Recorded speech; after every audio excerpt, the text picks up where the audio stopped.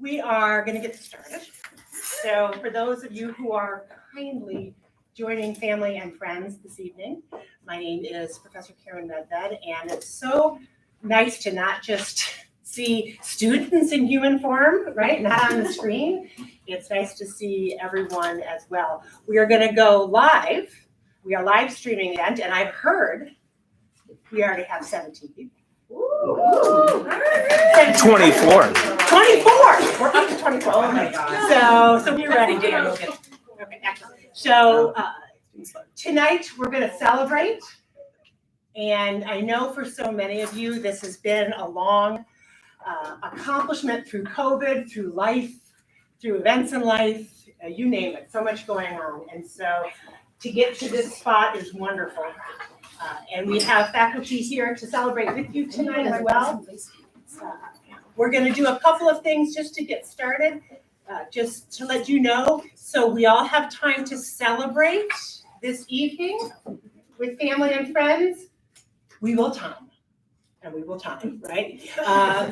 Because trust me, we've had evenings where they go till midnight, and that's not fair. Right? We want to make sure that everyone gets everyone's attention. So we'll give all the presenters have 10 minutes and they'll have 2 questions.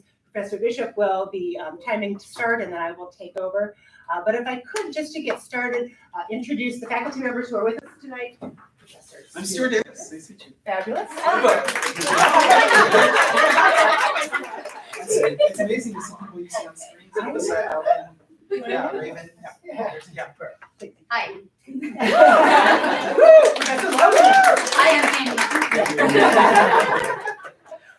Hey everyone, Sarah Bishop, happy to be here. And wanted the speakers to know that about 10 of your peers from Qualitative Methods will be watching the live stream, tuning in tonight to see you present. Fabulous, yes. And I know we have some family and friends as well. And actually, shout out to Leslie Hunt from the Graduate Studies Office. She's on watching us tonight. So thank you for joining us too. And please, Mr. Hunt. I can hide in the back. My name is Allison Hahn. So, and just a special thank you because folks really enjoy and love working with students and advising. I can speak for myself, it's one of my favorite parts of my job, but it's a lot of work. So thank you to all of you and to readers as well who work on projects. We'll have some other folks who join us a little later. As you begin your presentations, please feel free to introduce family or friends who are with you as well tonight. And so we're going to go ahead and get started. So I believe I will turn things over. Where should I do the PowerPoint or should she do the how? Like, oh yeah, you do. Yeah, there you go. Cool. All right. Okay, so I know My shift is really, really slow, and I don't know whether I've hit the settings or something. I'll start. Take one. Yeah. Ready? You're on this round. Take 2. All right. I'd like to introduce Khushbu, who will be speaking tonight on the topic of emotional labor in front-facing jobs in university settings. Apologize, I usually used to Zoom because put on the screen. It was the only pin I had. So Khushbu's project takes a multifaceted term that a lot of us use often, emotional labor, but not many of us understand in its vast intricacies. Khushbu's project helps us understand more deeply how this term operates in university settings in significant empirical ways. And she does this through a grounded investigation of a population that might be familiar to many of us, staff at Baruch College. So I'll give it over to her in a second. I just wanted to say thank you, Khushbu, for letting me work with you. It's been a long time coming, but we made it through the IRB.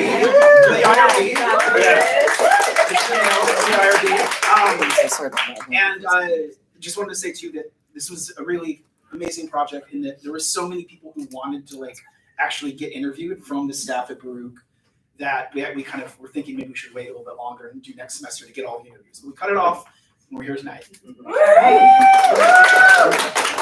you, Dr. Davis. Like Dr. Davis said, my name is Khushbu, and I will be presenting my research on emotional labor in front-facing jobs in university setting. My research aimed to investigate how employees in front-facing jobs at Baruch College engage in and experience the effects of emotional labor. Emotional labor is defined as the unpaid, frequently unseen work a person must perform to manage their emotions for other people. This kind of labor can manifest in multiple settings, such as workplace and interpersonal relationships. Emotional labor is often a problem in organizations because there's more focus on how the employee is representing the organization in customer interaction than the employee's well-being. During the face-to-face or voice-to-voice interaction with customers, employees are required to express proper emotions as a job requirement, even when there is mistreatment by a customer. Research on emotional labor has focused more on service employees who frequently interact with customers and need to create proper facial expressions and appropriately measured emotional response. Most important consequence of emotional labor is burnout. And it is argued that eventually burnout leads to psychosomatic complaints, depression, job dissatisfaction, employee turnover, and stress beyond the workplace. To investigate this, how emotional labor is negotiated in work settings and the university level, I looked at employees in front-facing jobs within Baruch College and centralized my investigation around two research questions. First, how do they display acts of emotional labor at work, including suppressing emotional responses and potentially having to negotiate hostile behavior from individual clients? Second, how does engaging in acts of emotional labor produce downstream or residual consequences in lives of these front-facing employees outside of work? To address these questions, I got approval from Baruch College Institutional Review Board to interview Baruch employees, and the protocol number for my research is 20230575. After the approval, I interviewed 12 full-time Baruch employees within the age of 18 to 68 years old. They all work in various departments and hold positions as department coordinators, IT technicians, administrative assistants, counselors, and directors. The interview was conducted in a comfortable setting in person and over Zoom and took about 60 to 75 minutes of the participants' time.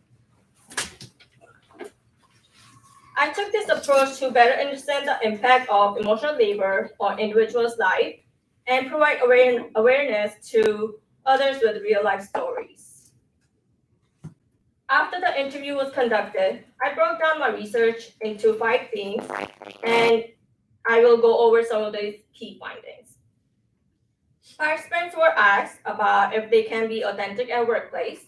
Some participants expressed that while they were able to express themselves authentically, depending on the situation, in some instances, they had to put on a face to avoid a conflict. One participant expressed that during a conflict with their supervisor, they expressed themselves the best way they could to de-escalate the situation. This participant received an email from the chair, and they thought they should have discussed it with them instead of sending an unnecessary email. But at the end, they replied by saying thank you instead of stating what they wanted to say. Higher education institutions cater to many stakeholders: students, professors, and staff. This creates the need of various roles that might require one to suppress emotions when dealing with upsetting or uncomfortable situations. One participant recalled an upsetting situation where the professor screamed at him, and he said that this faculty member was mad at the fact that he was not found in his office. He was working on his computer and did not give him an update. When he went back to his office, the faculty member was waiting for him and started screaming at him. So he yelled back at him and told him not to give him that tone ever again, especially in his office. After that, the faculty member never raised his voice ever again.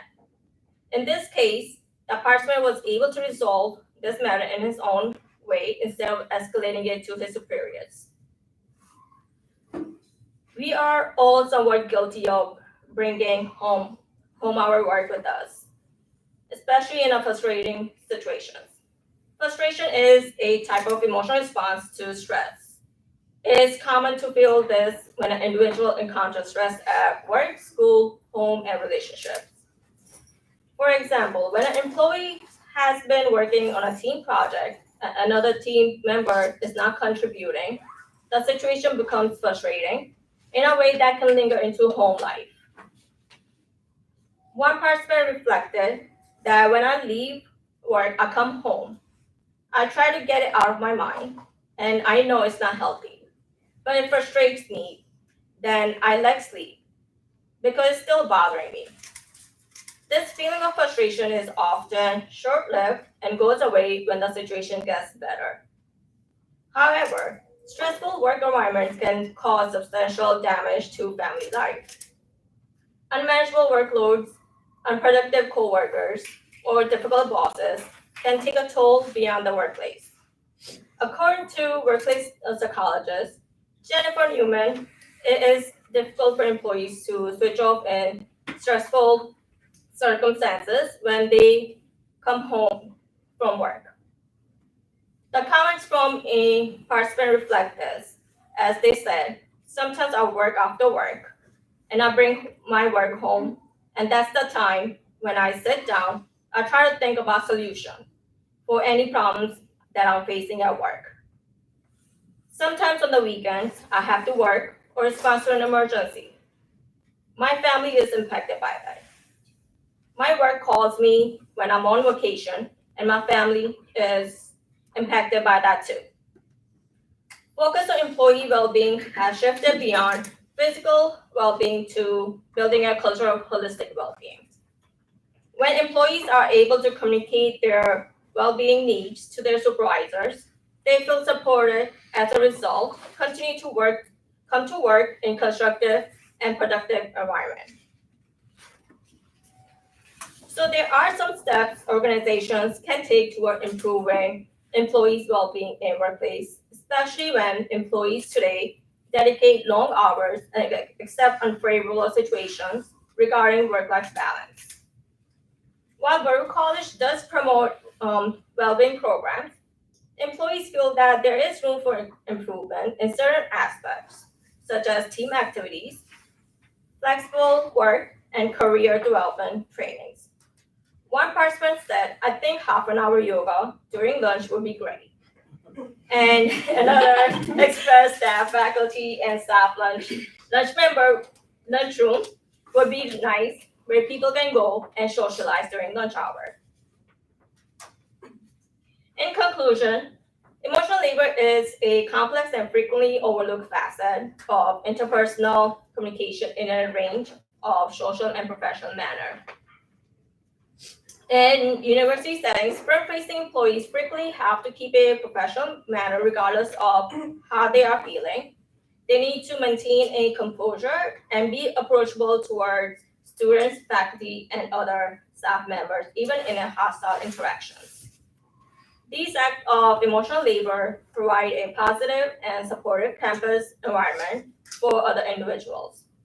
However, it is crucial for institutions to recognize that these acts of emotional labor can have a consequence that goes beyond work and affect different facets of employees' life. As we work through the difficulties of emotional labor, it becomes evident that comprehensive strategy is required, one that considers societal expectation, organizational dynamics, and individual well-being. By raising awareness, providing supportive policies into place, providing emotional intelligence training, and appreciating the emotional work that people do, we can make environments that are healthier, more compassionate, and ultimately more productive.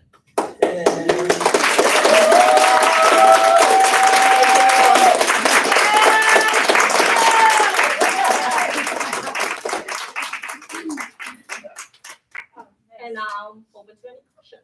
One question for.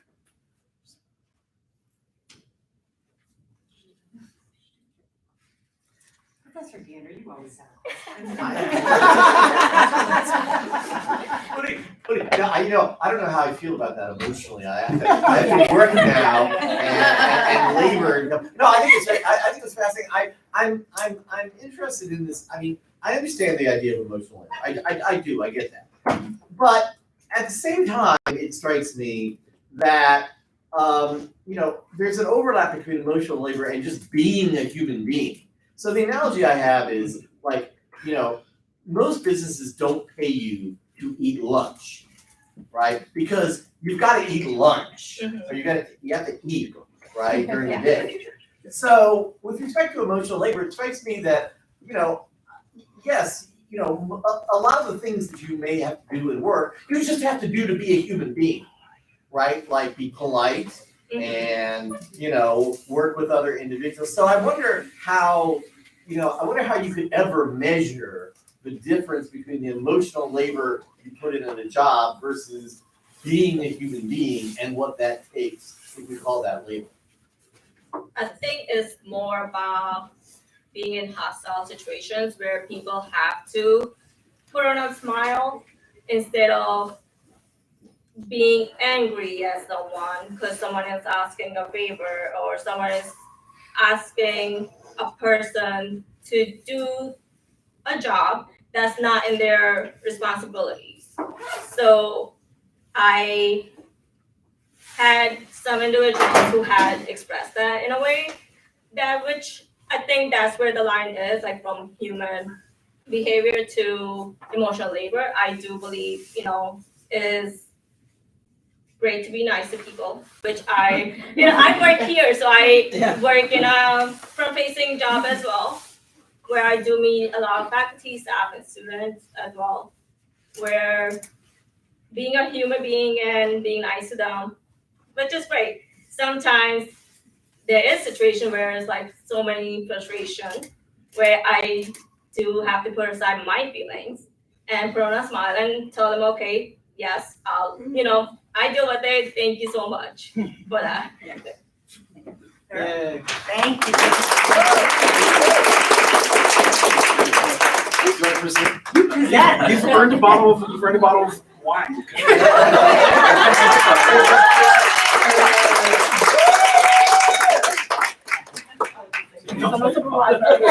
Oh yeah, this is not a kid.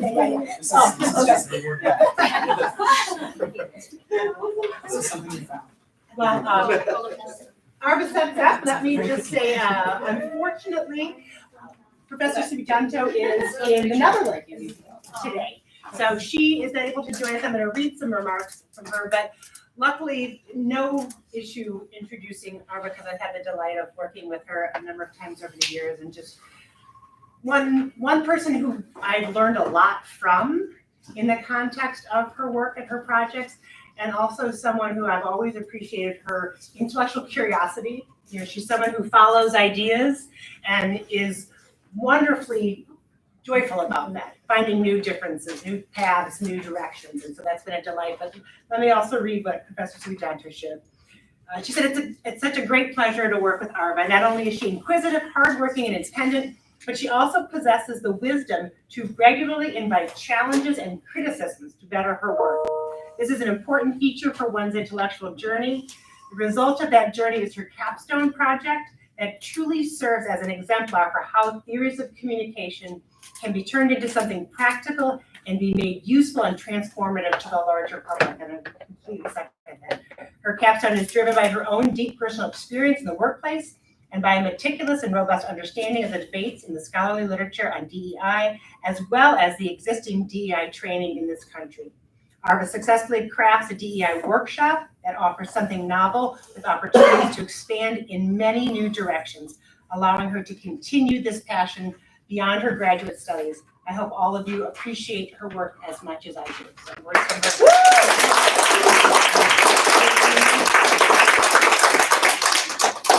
everyone. My name is Arva. I'd like to first start off by expressing immense gratitude to Dr. Medved, my reader, as well as my advisor, Professor Svidron, who I literally would not be here if it wasn't for them. I'm actually going to kick us off with a video first. Hopefully audio is good. Hi, Visma. Welcome. Thank you for applying for the project manager role. Thank you for taking the time out to interview me, Mr. Scott. I'm excited to share more about myself and my background and how I can contribute to your organization. Wonderful. Why don't you start by telling me about yourself? Well, I'm an experienced project manager with a strong track record of timely project delivery. I excel in communication, leadership, and teamwork, and I'm excited to contribute my skills to your organization. And I see you went to Berg College. Were you involved with any clubs there? Yes, I was. I was a part of the Golden Key Honor Society and the Muslim Student Association. Ah, Muslim. I thought so. You must speak Arabic then. I'm glad you all laughed. So as you can tell, this scenario demonstrated implicit bias in action, specifically religious bias. Fun fact that actually happened to me in real life at an interview, so you can imagine how awkward that must have been. But you might be asking, okay, Arva, why are you showing me a video? This video was actually created thanks to a couple of family and friends who really helped, first of all, supported me with designing this workshop, but were willing to be actors in a scenario. So you might be, of course, the name of my workshop is Embodying Compassion, Striving Towards Sensitivity, Inclusion, and Synergy. What inspired me to develop a workshop is really my experience in the workplace. I'm not going to go too deeply into it, but I was working at a company that had over 100 employees, and very quickly I recognized that I was the only Muslim woman there. And then started to notice that the inclusion of minorities and people of color really served as an afterthought. So I decided to develop a cultural sensitivity and inclusion training that would go beyond checking the box. I know all of us who are in the workplace have taken a DEI training online. You just click through it. Maybe you hear an automated voice. So I really wanted this workshop to be something that folks could really experience, be able to really reflect and process the everyday interactions they have in the workplace, whether it's their personal interactions or interactions with classmates, and really be able to embody different concepts. So this workshop, again, is developed with an experiential approach. That studies show that that's how adults learn best as well. The workshop is an hour and a half to 2 hours long. I know it seems long, but I'm not accounting for breaks. It is geared towards employees at all levels, so lower level employees, managers, and especially company leaders. And lastly, it focuses on increasing awareness, it engages attendees, and it helps attendees really depart with implementable takeaways that can really help ignite change, because if we're going through all of this to learn different concepts, none of it is going to make any sense, and it's not really going to have an impact if we're not actually trying to change that, make change with it. So before I actually share more about my workshop, I'd like to discuss some key findings that I came across in my research that really helped design the overall structure of my workshop. So key finding number one was trainings are effective when DEI is intertwined throughout the organization. A study was conducted by Pew Research earlier this year, and basically out of everyone that they surveyed, about 38% had participated in a DEI training in the last year. 40% did not participate in a DEI training or say that their workplace doesn't even offer trainings. And 21% were not sure if their employer offered these trainings. Now, companies that do decide to offer trainings, they aim to improve company culture. But what they kind of fail to recognize is that company culture won't be changed solely by a training. Leaders must take initiative to understand overarching DEI goals, understand what the company's goals are, what the mission is, and then really work hard to combine all of them. And that starts with creating an effective strategy, getting leadership buy-in, because if we don't have leaders at the top that are setting the example, we're not really going to go anywhere. And in addition to that, written policies. Key finding number two is that trained facilitators should lead trainings to ensure healthy discussions. The reason I say trained facilitators, and this kind of came to me as a new discovery in my research, was that these folks actually go through managerial and organizational development training to be able to lead uncomfortable discussions. So naturally, like something such as a DEI training that brings up a lot of different emotions and reactions for folks depending on the level that they're at, these facilitators will help them actually manage their reactions in a healthy way, and help them investigate, especially if they've never done so before. And my last finding was that trainings must be conducted and then evaluated to maintain accountability. So yes, we know a lot of companies that are committed to DE&I, but having a training again is not enough if you're not actually going through the process of evaluating the training. And what I mean by that is we don't want to just know how people felt about the training. I'm sure it was a great training, right? But we want to know, like, did the training actually achieve what it was meant to achieve? And is it enough to get folks ready to actually make change with what they learned? If you're not measuring the progress, then and really linking it back to organizational goals, then the training is almost pointless. So you might be wondering, what is the workshop actually about? So based on some of the research that I did, I came up with 5 themes that serve as a foundation of the workshop. Number 1 is to increase multicultural awareness and competence to reduce bias. Next is to reflect and acknowledge our own power and privilege. Then to focus on similarities where synergy lies, but not overlook the differences. Next is to implement strategies to reduce bias. And lastly, again, is to follow up with change and action. So based off of these themes, there are some key concepts that we discuss. Some of them are implicit bias. We talk about intersectionality. We talk about skills and strategies necessary to reduce bias. And when it comes to structure, again, experiential approach. What I mean by that, in case you don't already know, is self-reflection. There are so many opportunities for folks to really think deeply about how they carry themselves and how they interact towards others. We have a lot of collaboration activities and then a ton of group discussions. At the end of the workshop, there is an attendee handout, which kind of summarizes the key concepts and also has a couple of action items for attendees to really, again, process and reflect everything from the workshop, but then carry it through. And that handout is supposed to be somewhat of a guide for them. And then we also end off with a post-workshop survey. It is on Qualtrics, just to assess how, for immediate improvements, how attendees felt. So once I completed the design of my workshop, I actually had the opportunity to conduct a trial in 2 of Professor Subijanto's undergrad communication classes. And based on these trials and reflections, by the way, the trial was so interesting. It was on Zoom. I was teaching a class. It was cool. But there were a couple areas that I do plan to improve post-graduation. So number 1, I do want to create a comprehensive facilitator guide. This would include speaker notes, discussion ideas, resources for the facilitators. I also want to create a pre-workshop survey. So I know we have that post-workshop survey, but I want there to be a survey that attendees take before the workshop even begins, so that companies are able to understand which level their employees are at and if they need to customize anything. Next is a post-workshop survey. So this would be sent a couple of months after the workshop to really truly understand the impact of the workshop and then again make future improvements. And lastly, design a part 2. So this workshop is very foundational. So I do want to create a part 2 that focuses on a particular issue of DE&I and digs deeper than just the definitions and foundational concepts. Before I end, I would love to give you some, I love it. I would love to give you all access to my attendee handout. Feel free to scan it. I hope that you're able to benefit from it. And if anyone's interested in seeing the workshop slides as well, feel free to let me know. I'm happy to share it with you all. But thank you for your time, and I'll open up for questions. For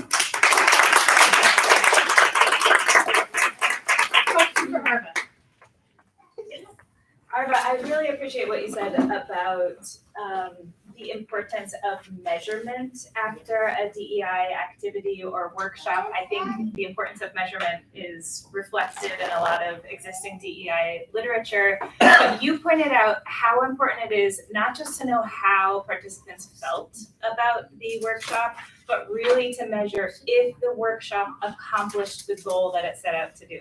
So I'm curious to hear how the post-attendee survey that you incorporated into this project went about doing that, or how you might do that if you were able to revise it in the future.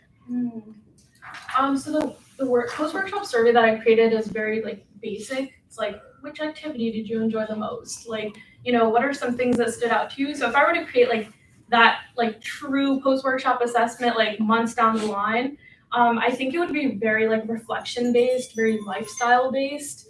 And I think I might even record like a quick recap video of the workshop, because I can imagine 6 months later, I was like, what was the workshop even about, right?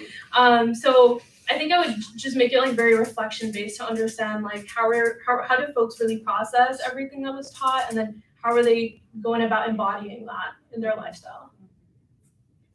Nice. All right, thank you.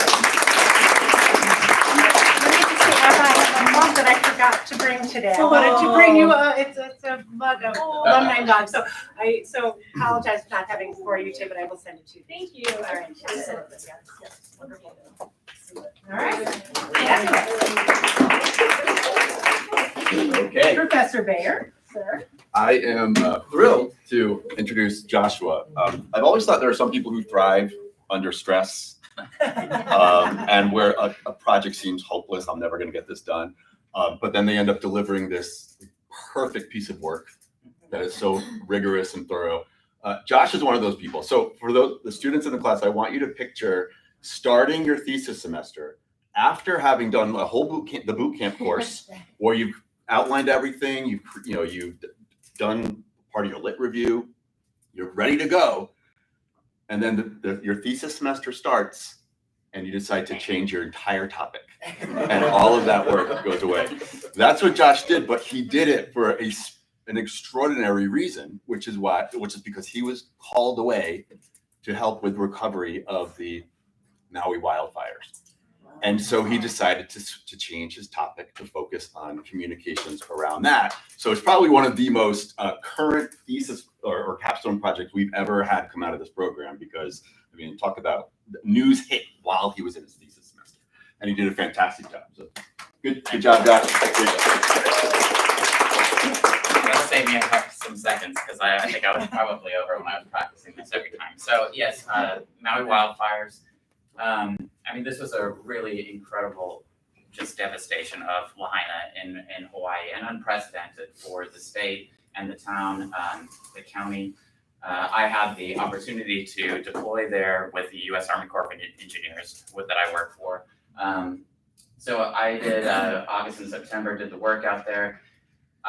When I had to switch gears because of the deployment, it just really made sense to kind of dig into this and look at what they were doing, especially because I had a bit of familiarity with the key players who were involved with the recovery process. And then this picture, one of those key players would be Mayor Richard Bisson, who we'll talk about, and this is the Governor Josh Green, but I really concentrate on the county's efforts in the case study. So when I get into the literature review, really, I had to find some sort of conceptual model that I wanted to base the research on. I think probably a few people in here could probably end up presenting on this tonight, because Coombs situational crisis communication theory, you can't really jump into any of the literature on crisis communication without coming across this. As a natural disaster, the county would have looked at their responsibility in this victim cluster, because they're a victim along with the community as well. And when they're really with the ultimate goal of trying to protect organizational reputation, looking at crisis history and prior reputation. From my research of the past couple of years, when Mayor Richard Bisson's been there since, I believe, the end of 2022, elected with 60% of the vote, there really wasn't a lot to make me think that there was a reputational issue with the county prior to this happening. And as I mentioned, this is really unprecedented, this crisis of this scale. I wanted to look at their social media as a two-way communication model, and really how were they engaging with their audiences as they went through. I picked Facebook because it's their highest followed social media account, it's 60,000 followers. So and I looked at the first month, because obviously this is still a developing event, and that gave me an amount of time that really I thought was substantial enough to do the research on, but also complete within the space of the semester.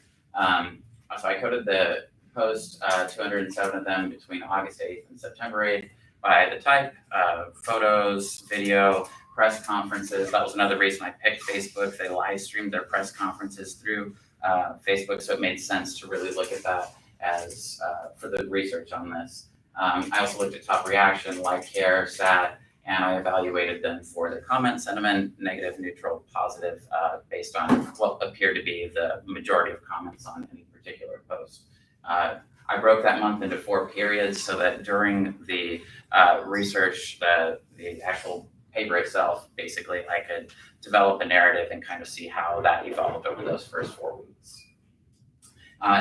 So research questions, first research question, really just what was the effect on public trust and opinion based on the Facebook communication?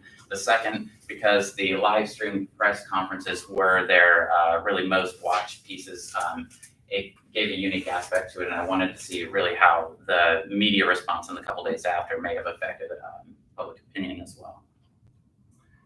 So when I get into the results, one thing that I think they did really well and tracked with SECT was put out informational posts. So you can tell at 99 of the 207, it really outweighed everything that they pushed out. So they really tried really hard to get that informational need met for people. And a lot of that resulted in neutral sentiment. So when you see the proportion of sentiment over time, the screen is really the neutral that resulting mostly from those informational posts. So at that part, I really think they did a good job of getting information out. Now, where I think that starts to slip a little bit, and I was really surprised, out over 207 posts, I looked at, probably hundreds of comments, thousands maybe, there's really no example of direct two-way communication. Some of these people have really legitimate questions about where can they go for resources? Where can they donate to? And these aren't answered in any official way, but they are answered by other people in the threads, and they're answered by people who are spreading misinformation and really rampant trolling. Some of the misinformation topics are anything from lasers starting the fires from the sky. The government was burned down the whole town to build smart cities. Really wild stuff. And as we get further in, so there were 3 clusters, right, in the SECT, starting at the victim cluster, but they moved into the preventable cluster, which really takes a lot more effort, because then people started pointing fingers. News articles start coming out, right? Were there roadblocks? Why didn't they use the sirens? All these really start affecting the public opinion. And when you see these, that negative is the purple, in this area here, that's really where they're fighting a lot of that. And I think that if they would have done a better job really looking at the types of posts and what was eliciting certain types of emotions over another, maybe they could have at least brought those down a little bit and fought that misinformation better. Another thing that was interesting was they continued to use their victim narrative, which of course they were in this example, but there was just so many competing voices out there saying you had a larger role in this than you're letting on, and they really don't confront that head on, I think, as much as they should. And one of the very interesting things was rumor control posts, which they only have 4 examples of in the entire 207. So they actually have comments on these from people saying, thank you for putting out the real information, because it's so hard to cut through the clutter when we're trying to figure out what to do here. And they just didn't capitalize on that. And I think that was a real miss. I think that that, if anything, should have been their really regular thing. Because when they move into direct address, which is basically pre-recorded 3-minute videos or so by the mayor, these are really attacked negatively. I think it really looked to people like they were cherry picking questions to answer, and really easy ones like, what did you learn from this? How did you feel? What does it mean to be a leader in this kind of thing? And those types of questions just weren't what people were looking for. Another thing that was very interesting about this was the discrepancy between negative comment sentiment and like reactions. So I think this is really, when we're talking about future research, something that somebody could really dig into. What was the motivation for trolling? Where did some of these negative comments come from? Where are these people? Are they local or not? Which you really can't tell when you've got almost every post that had negative comment sentiment had a top reaction of like. So it's a weird schism there. And I think you could really have a fruitful study on that in particular and really hone into that. Limitations for this for me, obviously, I'm coding it myself, sentiment, that sort of thing, subjective in a sense. I assume that reputational stance of neutral, just based on my own research. I think somebody who maybe had access to their own polling data or conducted interviews with some of the staff maybe could figure out a little bit more of an angle on that and flush that out some. Potential bot comments. A lot of that misinformation, again, that in particular is really ripe for future research. Where is a lot of that misinformation coming from and why was it attacked so heavily? Media analyses, and again, I think if somebody had access to really that local population, talking with survivors, hey, how useful was Facebook when they were putting out this information? It would be a really nice way to flesh this out. And I think, you know, somebody from a year from now that could look at the full span of their communication, this particular, my information might be a nice kickstart for where somebody can go because they've got that really beginning couple of months.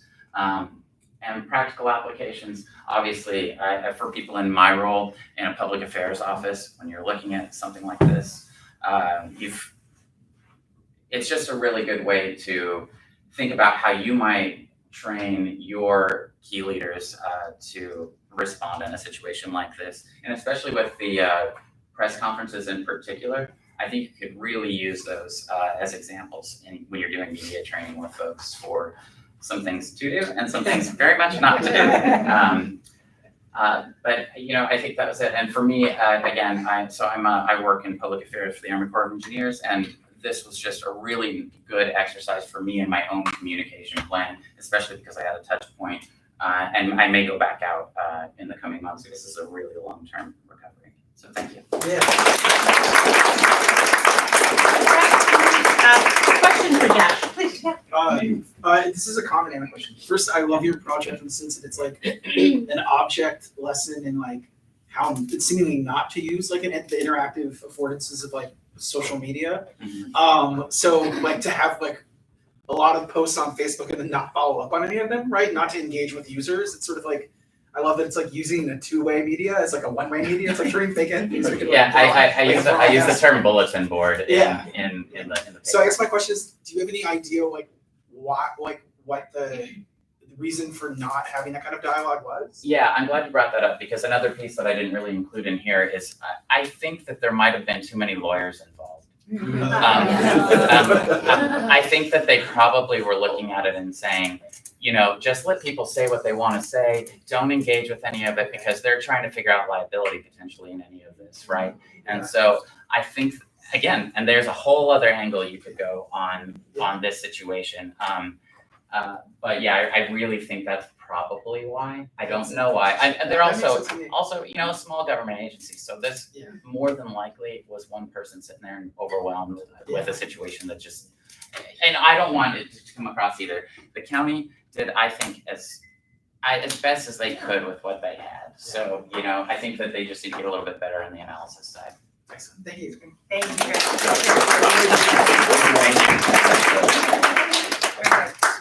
What? You wanna? That was a good one. Thank you so much. As one's coming up here, Okay. I get to introduce one. So why don't you pull your slides up? There you go. And a little bit as I was sharing about Arva's project as well, you know, you learn so much working with students and working with Juan we've been working on this project really since last spring, has been really a delight. She's someone who pushes herself in tremendous ways. I was always just amazed. She'd come into my office, computer, everything out, everything way ahead of wherever I would have thought she would have been, because she's so independent in the kind of work that she does. And she also has taught me a lot. So her project looks at corporate social responsibility, specifically looking at a company that has been doing this work in the East Asian market and understanding in particular how you can think about and communicate about women's empowerment issues in a culture that's very different from where we are. And so, again, really wonderful for me to learn from her. And so I just thank her for the opportunity, and I'll turn this over to her. Yeah. Good evening. Thank you for joining us tonight. My thesis is on women's empowerment campaigns in East Asia, using the Japanese skincare brand SK2's Change Destiny campaign to provide the best practice for corporations looking to succeed in the East Asian market. I will introduce the background and share some of my key findings and the practical applications. And before we dive in this topic, I would like to share a video with you to know more about East Asian social compacts, as many of you are not familiar with it. 我认为我的女儿肯定性格好嘛，能力不是长得太漂亮，一般嘛，所以到现在还是生下来了，渴望真爱。对我还是很渴望爱情。赶快把它解决好了算了，也不要太残忍了。也许想要放弃找个自己喜欢的、适合的也挺好。医生，这病症找不到，也是我们老两口一个心病。可能这方面我比较自私，我想跟他说对不起。Yeah, my mom is similar to the parents in this film. Always tries to push me to get married. So that's the main reason why I did this research. Unfortunately, she couldn't work me today because the censorship, she cannot open the link. Yeah. And she got understand English.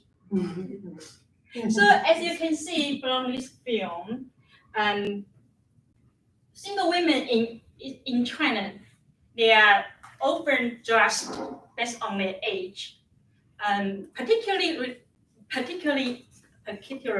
as it relates to marriage. Also in Japan and South Korea. You might be familiar with the old English term, spinster, and unmarried woman. We have a same term in China. We call unmarried woman over 27, 剩女, which means leftover woman. It's a metaphor that compare women to food, which has been left behind after men's consumption. Similarly, in Japan, women over 25 are called Christmas cake because no one wants it after December 25th. According to a recent research in South Korea, around 43% of women in their 30s experience gender discrimination in their relationship with people. So due to the influence of Confucianism, China, Japan, and South Korea have a long history of conservative and patriarchal ideas that still constrain women nowadays. Despite the growing trend in marketing strategy geared toward women, corporations still face challenges reaching an East Asian market. Cultural gender norms. Take example, the Me Too movement have been hindered in these three countries thanks to their political, cultural, and social compacts. Some Korean companies, they had to move away anything related to feminism signals to appease those angry male consumers. It has become popular for companies to incorporate social issues into their corporate narratives to extend brand reputation and brand values through social advocacy. Brand purpose is increasingly important in purchasing decision and setting the agenda for society and the policies. As a result, female empowerment is a marketing trend.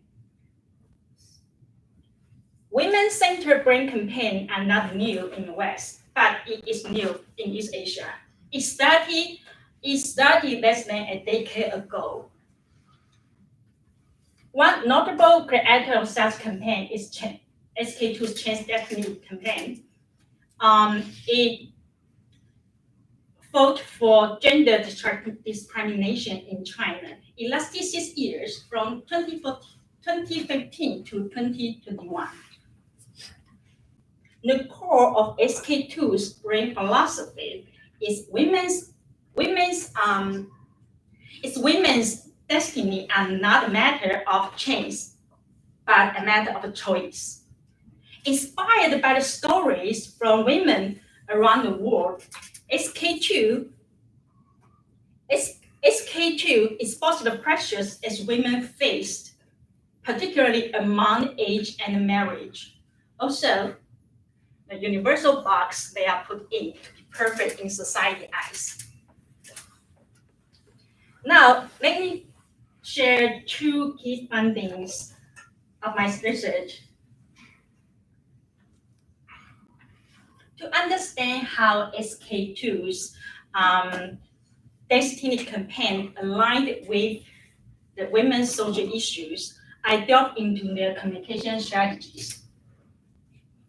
First, the company positioned SK2 as a humane brand that supports women,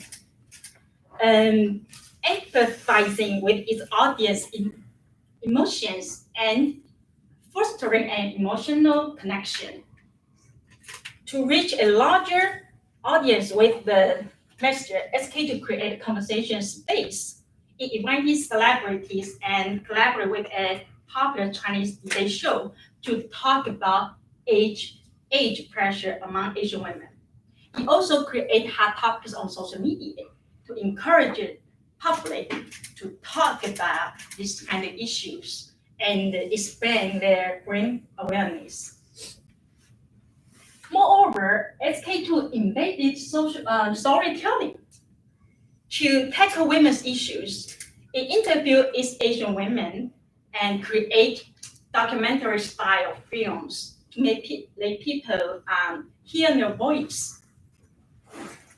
The company has a long history of shining a light on social justice issues that affect women's lives, allowing to target its main consumer group. To gain the public trust, SK2 took a clear stance on women's social issues, hence establishing an authentic brand image and women's supporter. The company collaborated with the third-party organizations and multiple communication channels to assist East Asian women in getting attention and resources from the society. All of Change Destiny campaigns share the same philosophy, which also had an impact on the brand's operation policies and marketing strategy and product design. They have consistently established SK2 impactful public image over time and enhanced its corporate culture. To find out the audience reactions to the Change Destiny campaign, I collected comments on the Mary's Market Takeover film. We just watched it. Yeah, that one. This campaign film sparked a conversation about social pressures on women to marry. This video led to further discussion on this phenomenon and broad reflection. Additionally, I gathered information on the Change Destiny Fund. It provides financial support to women-owned small business and entrepreneurs in Tokyo. This one. I found a picture on the website. Okay. So SK2 not only sponsor these women financially, but also use companies' resources and the social network to help them to pursue their careers. You can find more about SK2's business account in my paper. So here are 3 takeaways. Firstly, my Thesis provided detailed consumer demographic for brands and the marketers in the female-focused market. Secondly, it presents an idea about how brands can approach women in the East Asian market due to their increased independence and lessened social stigma around age and marriage. Also, here are some practical applications for marketers targeting the East Asian market here. Thank you.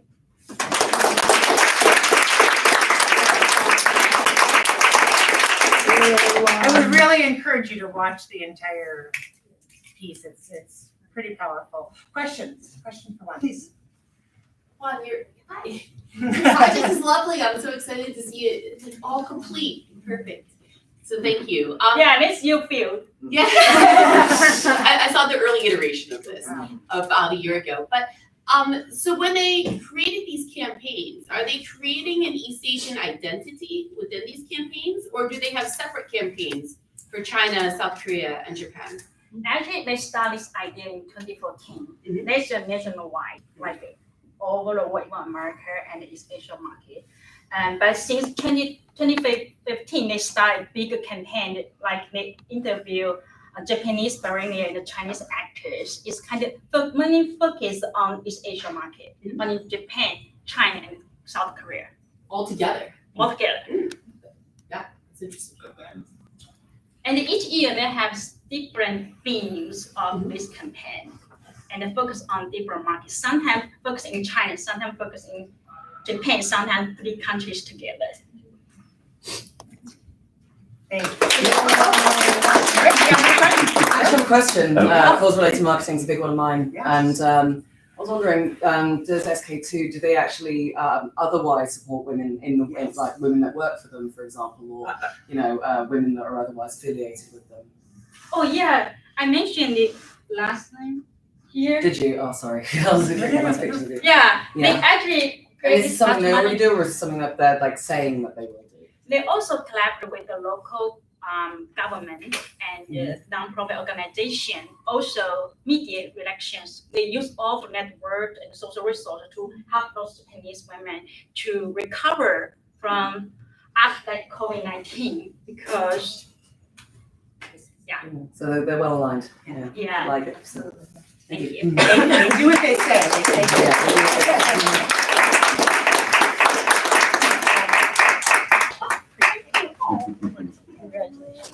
Great.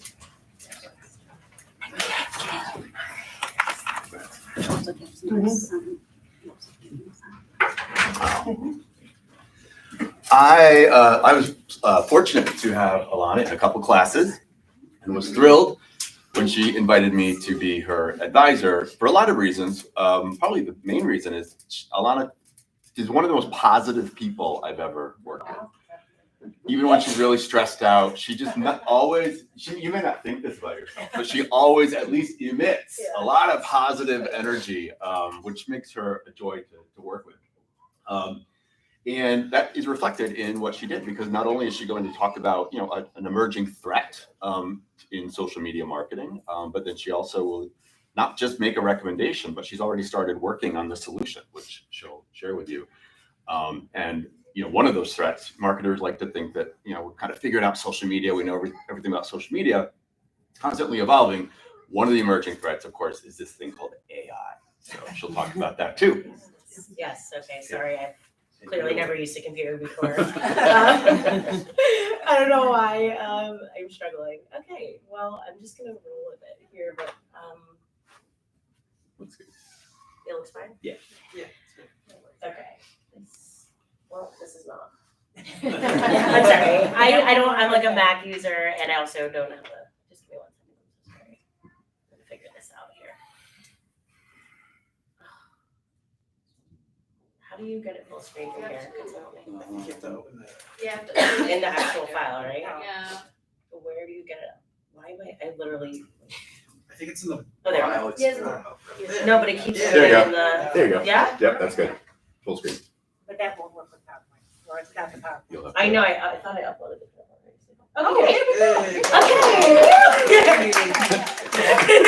See, positive. Yes, despite that, Hello, everyone.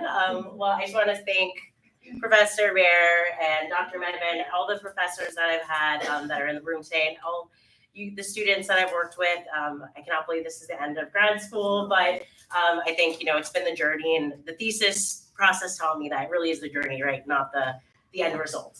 But thus, here is the end result. So I am going to talk about AI and its impact on social media marketing. And like some of you in the room, I was really inspired by my current career. So I'm working in social media for 12 years, and just watching it kind of shift and change and evolve has been really interesting. But the introduction of AI has definitely piqued my interest, and there's still a lot of questions around how it's going to impact. So let's get into it. So right now we're in the fourth industrial revolution, which is really fascinating, and it's brought technology that's revolutionized many industries, but social media is one of them. And social media has been impacted by AI because AI powers social media algorithms. So the things that you see in your feed are being controlled by AI. So it's shaped content consumption over time. Generative AI tools have been popping up, which makes it really easy to create social media content. And also marketing has been really prevalent on social media because of your ability to highly target users. So while it's brought really positive things that have helped the industry, the rise of AI has also led to a rise in misinformation, fake profiles, and just content that questions its authenticity, which going into a 2024 election year, as well as a current war that we're in, and raise your hand if you guys have seen content around the Israel-Hamas war on your feeds. Right. So some of that is fake. And so I set out to understand, how could this impact social media users? How could it impact social media marketers? And really with the goal of just helping keep the internet and social media a safe place. So before anything, I do want to just talk about the role that social media plays in our lives. Right now, there's about 5 billion active users on social media, which makes up 60% of the global population. So pretty much everyone's on social media. And they've been used as a key communication channel since the 1700s. So the telegraph is the first known social media channel because of its ability to drive two-way communication using media. And at the time that the telegraph was invented, there was also some sociological breakthroughs that came around on how societies and groups come together. And so the studies were around how people and humans and human social networks come together between shared values, shared beliefs, and shared conflict. So at the same time that social media channels kind of were invented, there's kind of been this need to bring people together, and that's what social media channels do. Then as early as the 1970s, there was text-based online communities where people would share messages. And then the 1980s brought operating systems and early communications, internet communications, which allowed early social media platforms to be born. And then the 1990s to the 2000s, I would consider this the golden age of social media because it was really social media in its most purest form, the MySpaces and the Friendsters, and just pure like friends sharing stuff with friends, But then the 2010s, the 2020s, what's changed? So AI algorithms was introduced. So in 2007, Facebook introduced the algorithm. And so you used to see content in your feed reverse chronologically. So whatever was posted latest. But now the algorithm, it's using machine learning and AI to constantly study what you're liking, what you're engaging with, and tailoring your feed to exactly what you want to see. And so around the same time that was introduced, social media started to become a channel for news. So that was seen with the Syrian war in 2011, 2016 election. It started to become a channel for people to share news, mostly Twitter. And then social media marketing really took off with the introduction of AI because, it powered social media ads and allowed you to get to a really targeted customer on social media. Now we're in the 2020s, and what's changed is not only are social media channels news consumption channels, but there's also been a rise in social justice. So we saw that with Black Lives Matter movement. We see this right now with the Israel-Hamas war. It's kind of bringing people together to kind of stand. And even with the Russia-Ukraine war, a lot of the efforts on social media were driving to help relief. So we've kind of seen the surge of social media being news, but also, bringing communities together around justice. And then now we're seeing generative AI content starting to pop up in our feeds. So I set out to understand what role does social media play in users' lives from social media industry experts. And also, how do they believe the rise of AI will impact social media with the war and the upcoming election? And I talked to communications professionals and social media professionals, or I listened to their oral history insights about their careers and just kind of understanding how social media has changed since they've been working in the industry and also where they think it's going. Okay, so the findings were a little bit grim. So, so the first thing is that truth and authenticity is threatened. So while social media channels are once a positive place, this rise of geopolitical conversations, the rise of misinformation, it actually might questioning a lot of marketers to want to maybe leave the platforms because it could impact your brand if your ad is shown next to hate speech or shown next to misinformation. Even subconsciously, there are statistics that say like if your ad is seen next to misinformation, it's gonna cause questions in people's heads. So could it lead this leads social media marketers to leave the platforms? Also, from a user standpoint, people want to use social media platforms to connect with their friends, not see news updates. So a lot of the experts mention that there might be a rise in like decentralized social media networks. The second is how public opinion can be influenced. So this fake information actually has the potential to influence people's opinions, especially around the election or war. I throughout the lit research that I did, there was a video of that accused Joe Biden of like starting the Israel-Hamas war and mentioning that World War III was coming, that was used with AI. And so, things like this, there was also a photo of like the Pentagon being bombed that circulated and, no one stopped it for hours. So things like this, can shape public opinion and be kind of detrimental. So that was the second. And then the potential risk of division. So since our algorithms are so tailored to what you want to see and what your friends are seeing and what you're engaging with, it can actually create an echo chamber and allow you to only see one side of things, which can be really detrimental going into election year and during a war. So, could this actually, create some sort of dualization in society? And then the talk about checks and balances being necessary. So, as a response to this, legislation might pop up. We're already seeing some in the UK with the Digital Services Act. But, how is legislation going to address this, especially if it's starting to impact public opinion? And then, social media platforms are going to have to get a handle on content moderation around this, like especially with the rise of AI. Could there be, watermark on images that say generated with AI or something to kind of show the difference? So professionals are still talking about that. But also this really gave me the opportunity to think about what resources marketers can have. So I've, in the early stages, have been developing this Marketers for Safe AI group on LinkedIn, where I'll be sharing, just kind of keeping tabs on what's happening with AI for marketers. So, what tools people can use, relevant policies and legislation updates. And then I've also created a community fact-checking forum on Reddit. So it'll be kind of a group that, users can put a link in and say, like, I think this is fake, and like have all of the marketers help with the fact-checking. So I think that, given these resources, given these learnings, I think, given that social media platforms aren't really stepping in, it is up to us as marketers and communicators to help, keep each other informed and also keep the internet safe. So.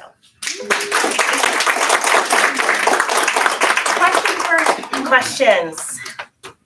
Yes. I have a question. It's a very deep philosophical question, so there's not an answer for it, but I want to know what your opinion is. Okay. You talk about legislation, regulation. Does AI have free speech? Does machine-generated content, is that free speech? You mean, is it protected by free speech? Yeah, like should it be? Yeah. Should it be? I'm not sure about that. I'll have to. I think that humans program it. Right. But I think this is bringing up a lot of questions around free speech, right? And that's why social media platforms are hesitant to address this issue because, that is the society we live in. So I would say it is considered free speech, but should it be? I don't know if I'm the one to make that answer, but it makes me think about sci-fi movies, and soon there will be robots. Yeah. We'll be talking to robots. Does that robot have free speech rights when talking to me? This is just the very beginning of that. I know. Kind of fascinating. Exactly. Great question. Anyone else? Can you top that one? Yeah. All right. Well, thank you, everyone. I appreciate it. Thank you so much. Thank you so much. Sorry about my fumble. Love Jared.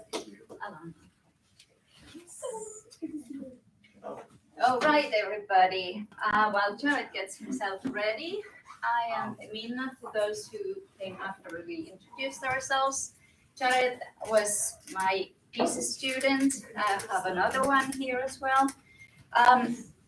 It was really a pleasure to work with him, and there are multiple reasons. So first of all, both of my students, but Jared was particularly clear about what he wants to do from the first day when he started. He wanted to, he was actually also very clear about the method.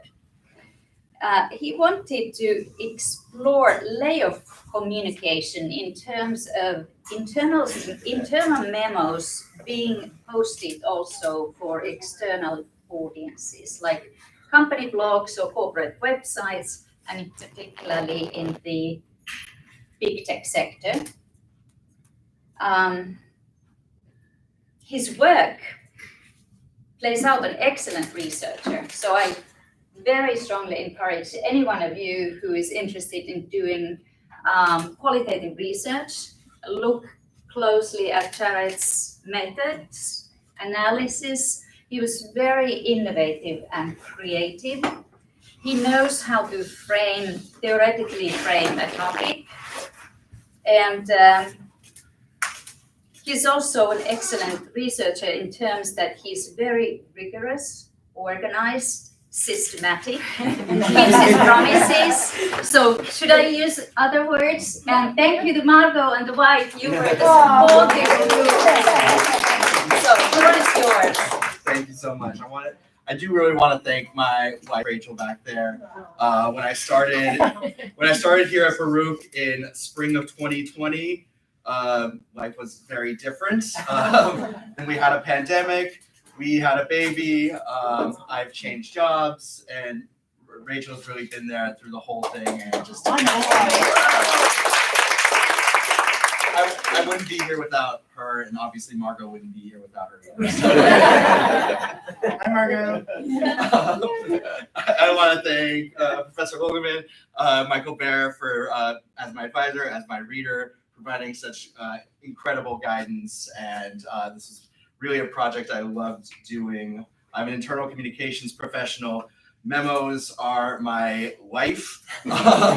So it's a little strange to it's appropriate but strange to dive so deeply into them and critique my fellow practitioners. But this is really a topic I've been thinking about a lot, is just what is the purpose of an internal memo? Is it just a public statement that is first sent to employees? So just to start, my project's called I'm Especially Sorry to Those Impacted, Conventional Visions of Leadership in the 2022/2023 Tech Layoffs.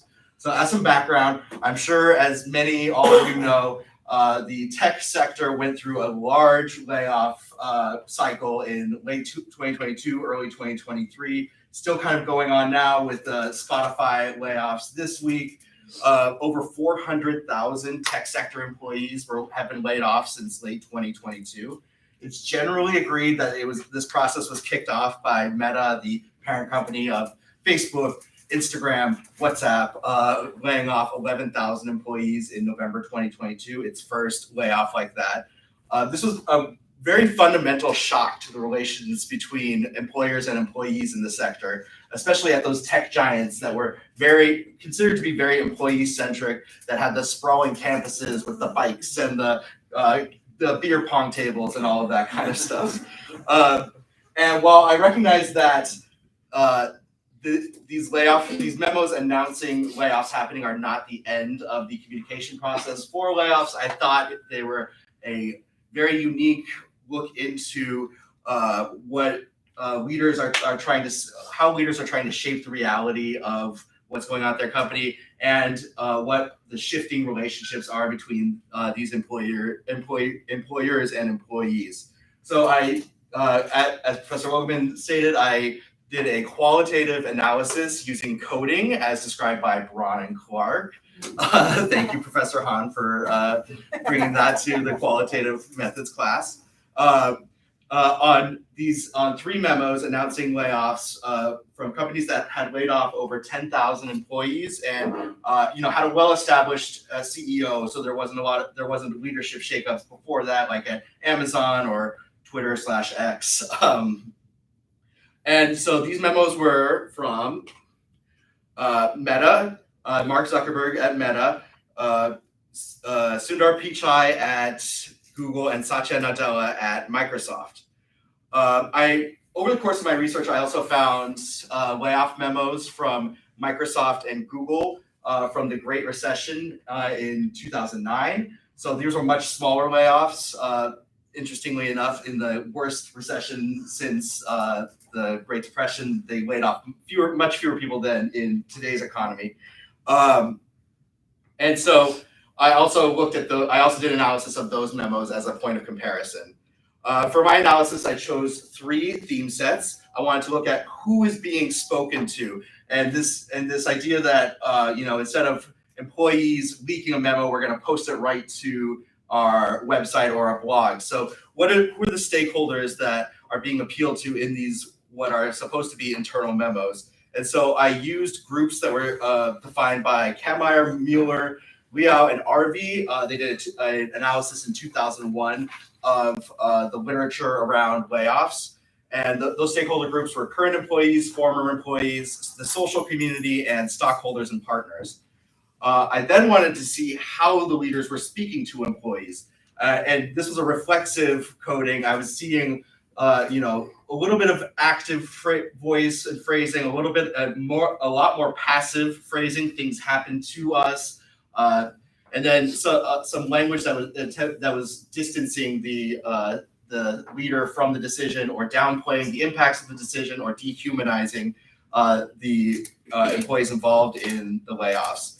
And so I coded for those kinds of that theme. Finally, I wanted to know what the model of leadership that was being displayed within these memos.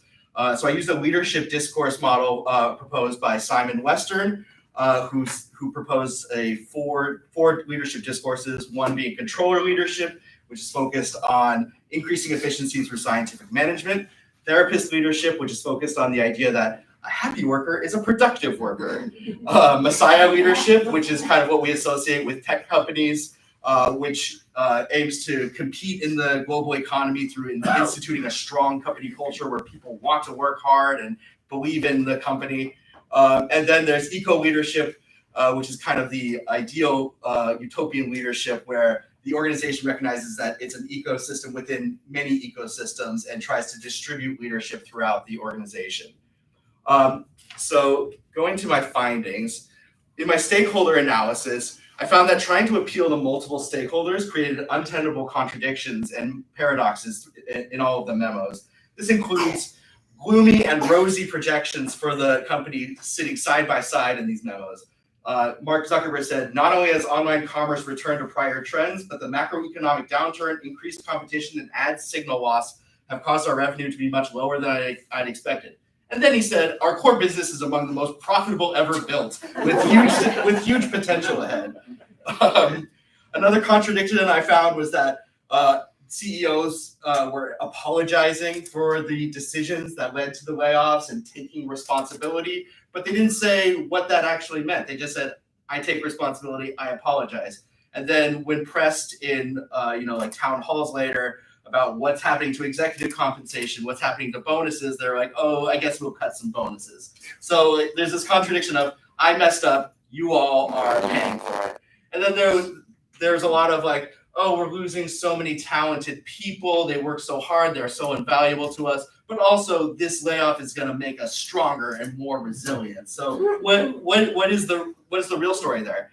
And so these contradictions seem to me more heightened than the contradictions that you kind of normally see in a layoff letter in the 2009 memos, just because they were posted in a public forum. And so they kind of seemed crafted as a public statement rather than as an internal memo. So for active-passive distancing, I found that active words were mostly used to describe the severance package. We're going to pay employees this much. And in some cases, they took responsibility in an active way. But then when they used active layoff words like cut, eliminate, or reduce, it was in combination with dehumanizing language like, oh, we're cutting jobs, we're cutting roles, we're cutting positions, or we're cutting our employee base. So not really talking about people as humans, but as jobs. And then passive language is used a lot. This includes referring to laid off employees as those who are leaving us, as if they had a choice in the matter. And then they often blamed that people were being impacted by decisions rather than by like layoffs. I also found more dehumanizing, distancing, and downplaying language in 2022, 2023 than in 2009. Laid off employees referred to as those impacted or those affected. There was a lot of use of tough choices, difficult news, sad days. And Meta's memo even tried to put a positive spin on it, saying, I'm sure you'll do great work at other places. And something I found really interesting was this use of euphemisms, dehumanizing language. It felt very, very familiar to me I work in a hospital for an academic medical system. It felt very familiar to me. And I found some literature about how doctors deliver bad news. And it was very much similar.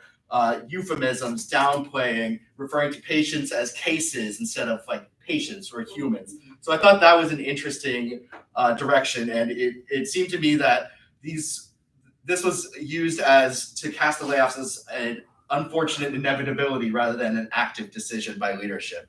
All of these devices were used as a way to manage all of the contradictions that were brought up by the multiple stakeholders that were being spoken to, rather than actually speaking in a very clear way. Finally, I found that the controller and therapist discourses were most present in the 2022-2023 memos. The therapist was there when they were saying, I'm sorry. They also said, this is a sad day. Google told employees to take care of themselves as they absorb this difficult news. The therapist was also used to talk about severance, because rather than as an informational bit, this was actually used to assuage survivor's guilt, since Google even admitted like, oh, the laid off employees have already gotten this information. So it was really meant for assuaging survivor's guilt. But throughout all of these memos, the controller was really the most present, talking about efficiency, efficiency, efficiency. We need to become leaner and more efficient, become capital efficient, sharpen our focus, things like that. And so it's really interesting to me that these tech companies that were once, move fast and break things, don't be evil, we're changing the world by connecting everyone. They're now talking about, efficiency, productivity, resource alignment. These are our values. And this is very much in line with how tech companies, the very ones who created the technology that allows us to work remotely, are saying to employees, you cannot work, we need you in the office, we can't work remotely.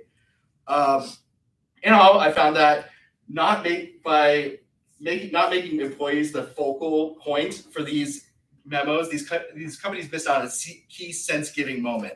In research about sense-making, or simply how people interpret the events of their lives, contradiction and paradox create more opportunities for sense-making.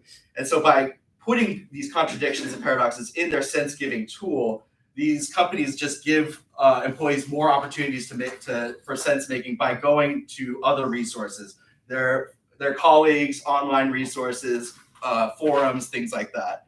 I also found that there's a shift in the cultures here. No longer are tech leaders the shepherds of geniuses who motivate through an inspiring culture. They're the bean counters who demand efficiency and productivity. Now, for future change communicators, I suggest, let's turn the internal memo back into an internal memo. Let's focus on employees. So this means minimize contradictions by explaining without excuses, taking responsibility with both words and actions, and cutting the corporate jargon and meaningless cheerleading. It also means not downplaying the impacts of these very life-changing decisions on employees, and not distancing leaders from the decisions. There's a few directions. Okay. There's a few directions this could take, quantitatively, qualitatively, but I'm out of time, so I'll take questions.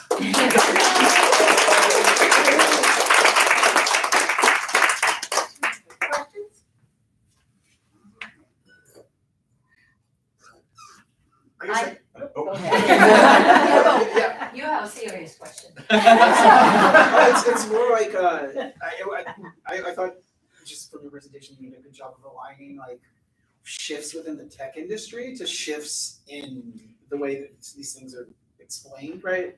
This idea that we're no longer breaking things and we're no longer, like full speed ahead.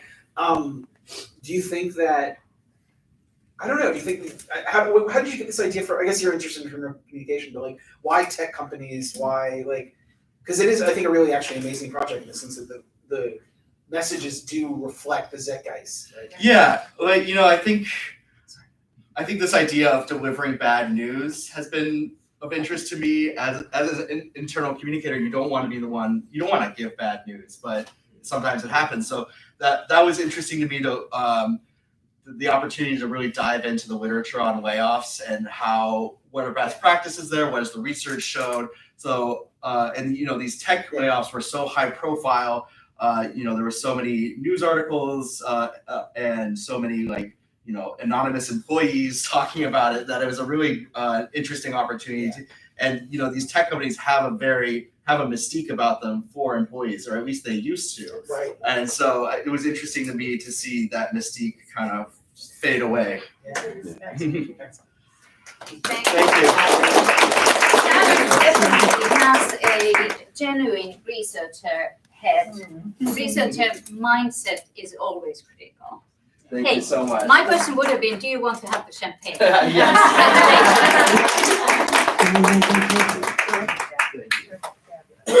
All right. Just a quick note that there's, please enjoy the treats in the back of the room. I didn't mention that.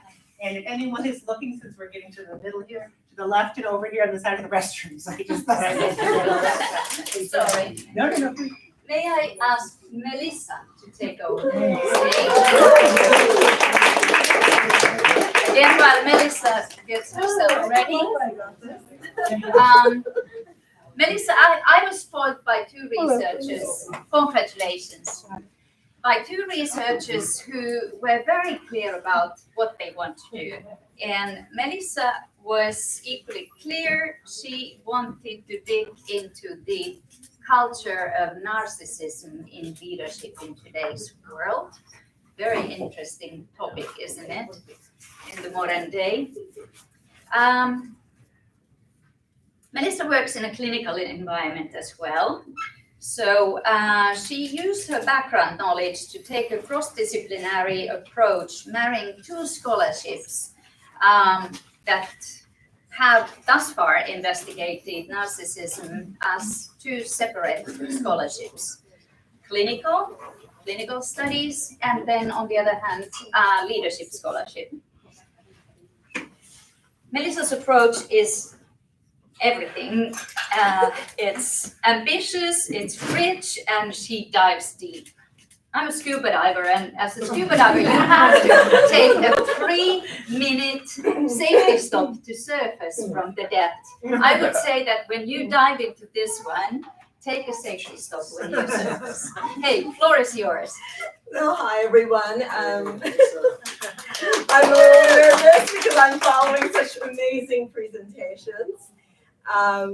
I would have to say, one of the things that absolutely fascinated me, is narcissism. And the reason it fascinated me is because I was in the fashion industry for many, many years, and then I transitioned over into healthcare. And when you're dealing with a lot of brilliant people, sometimes you come across people who may embody narcissistic traits, although you cannot say to them, well, you're a narcissist, right? Obviously.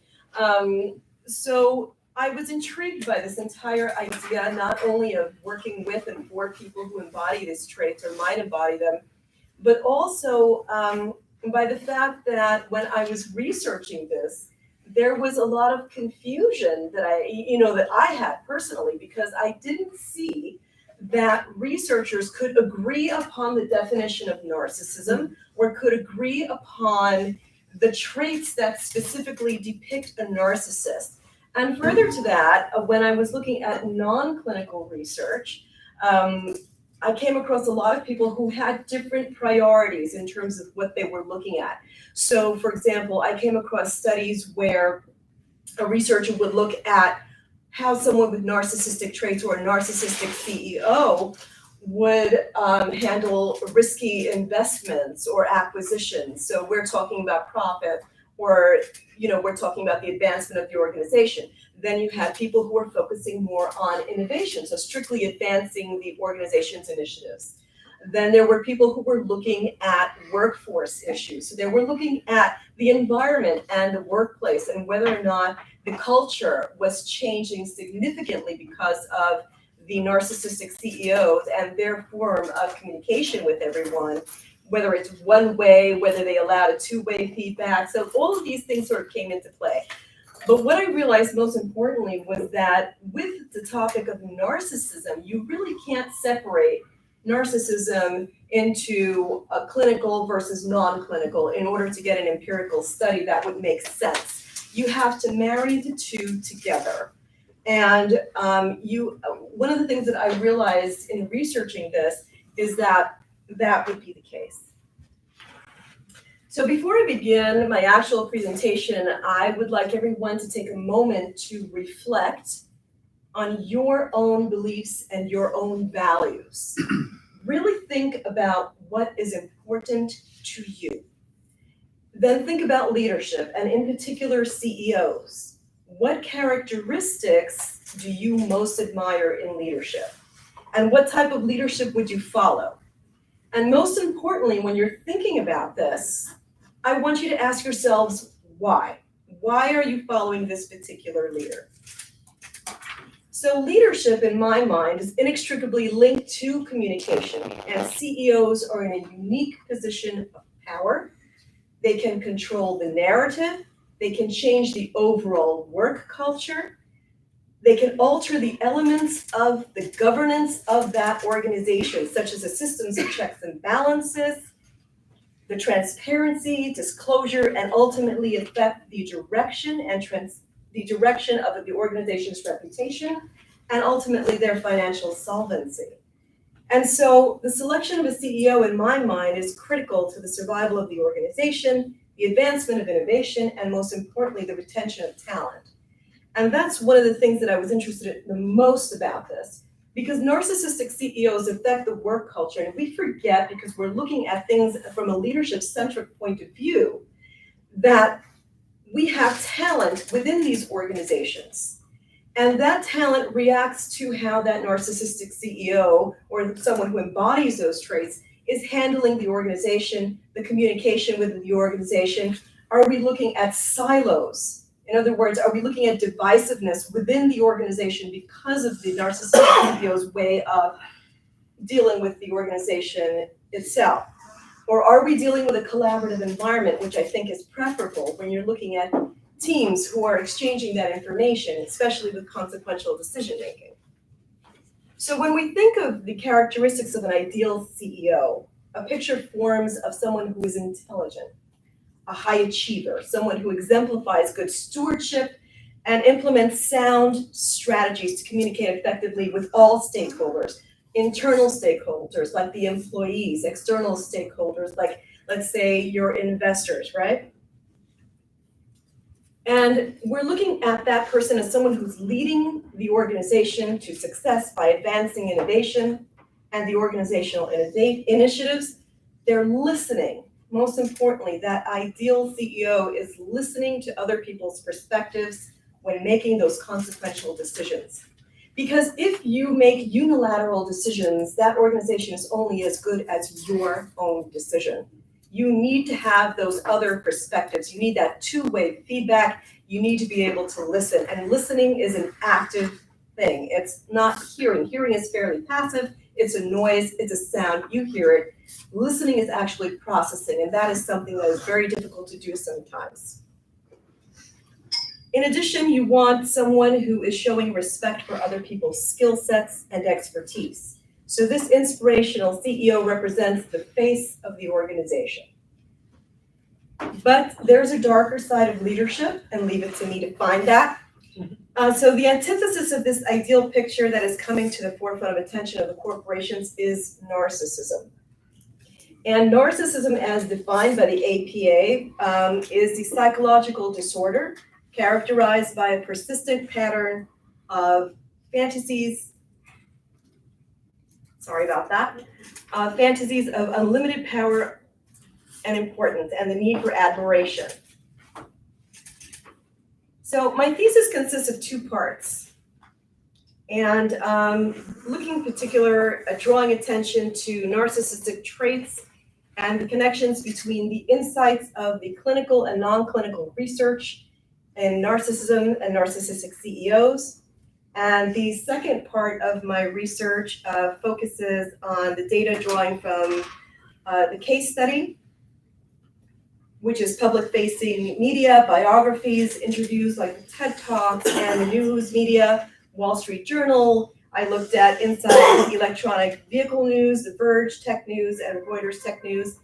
My aim with this research is to bring an awareness for the need to further assess narcissism and narcissistic CEOs, and bring in the expertise of the clinical and non-clinical researchers to capture the data from the leadership and stakeholders for a holistic approach. So the last thing that I did was I studied Elon Musk, right? So Elon Musk is known as a transformational, futuristic visionary, disruptor of industry, and I explore his personal background, his revelation of Asperger's syndrome when he hosted Saturday Night Live, the speculation that he embodies narcissistic traits, and the possibility that his management model bears similarities to strongman techniques. So in a business, a strongman is considered the most powerful or influential person in an organization by reason of skill and execution of plans. So one who leads or controls by force or will of character. Ultimately, it is my hope that clinical and non-clinical researchers will collaborate and integrate future studies, capturing empirical data that will help corporations and stakeholders alike in understanding and addressing not only the negative issues of narcissism, but believe it or not, there might be some positive issues that corporations and CEOs alike will face, as well as the stakeholders. Thank you.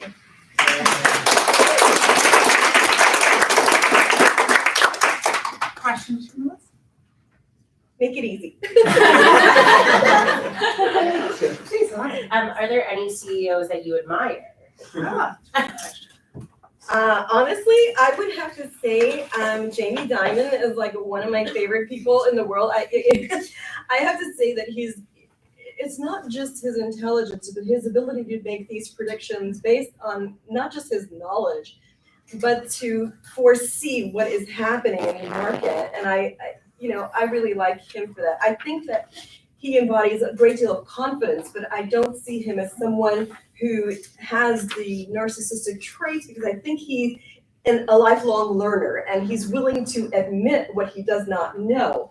And he's willing to take in other people's perspectives. So I respect that tremendously. Please. When you were looking at kind of the research on narcissism, did you feel like, or was there anything out there really kind of gauging whether gender maybe was judged differently by, in terms of narcissism, whether maybe people were harsher to one side or the other, any studies to that effect? That's an interesting question, because what's interesting about this is that the vast majority of people that were diagnosed with narcissistic traits are male. And what they were saying also, what I found interesting was that male MBA students were diagnosed with narcissistic traits more often. Although what I came across is that women are up and coming now with narcissistic traits. I think they just show a little bit differently, but the vast majority are male. And I think it's mostly because we see the presence of men as CEOs is more predominant than women. Women are still not out there in terms of CEOs and COOs and CFOs. So basically you have mostly men. I mean, women are up and coming and, they're breaking that glass ceiling. But ultimately, because they have the vast majority as men, that's what they were looking at. Yes. Would you say that being a CEO and having to climb that ladder to get to that point in the first place, would that potentially beget some, like narcissistic traits? Well, what's interesting about that is that organizations would actually hire someone with narcissistic traits over someone who doesn't embody that. And the reason is because the person who has narcissistic traits embodies that charisma. And people tend to follow someone who is charismatic. People tend to follow someone who's articulate.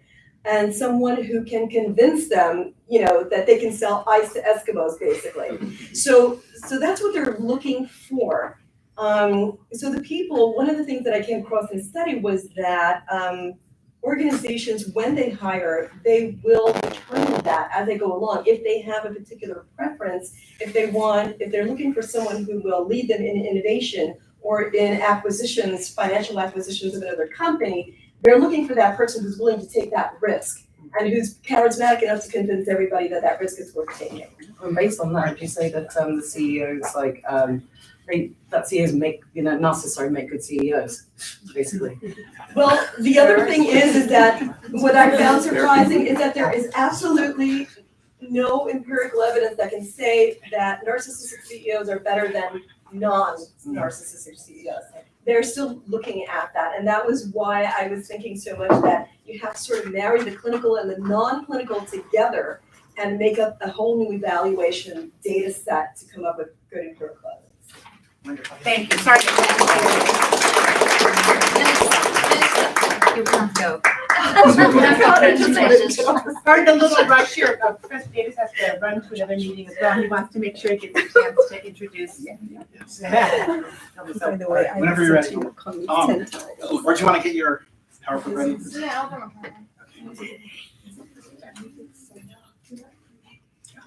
I can do too.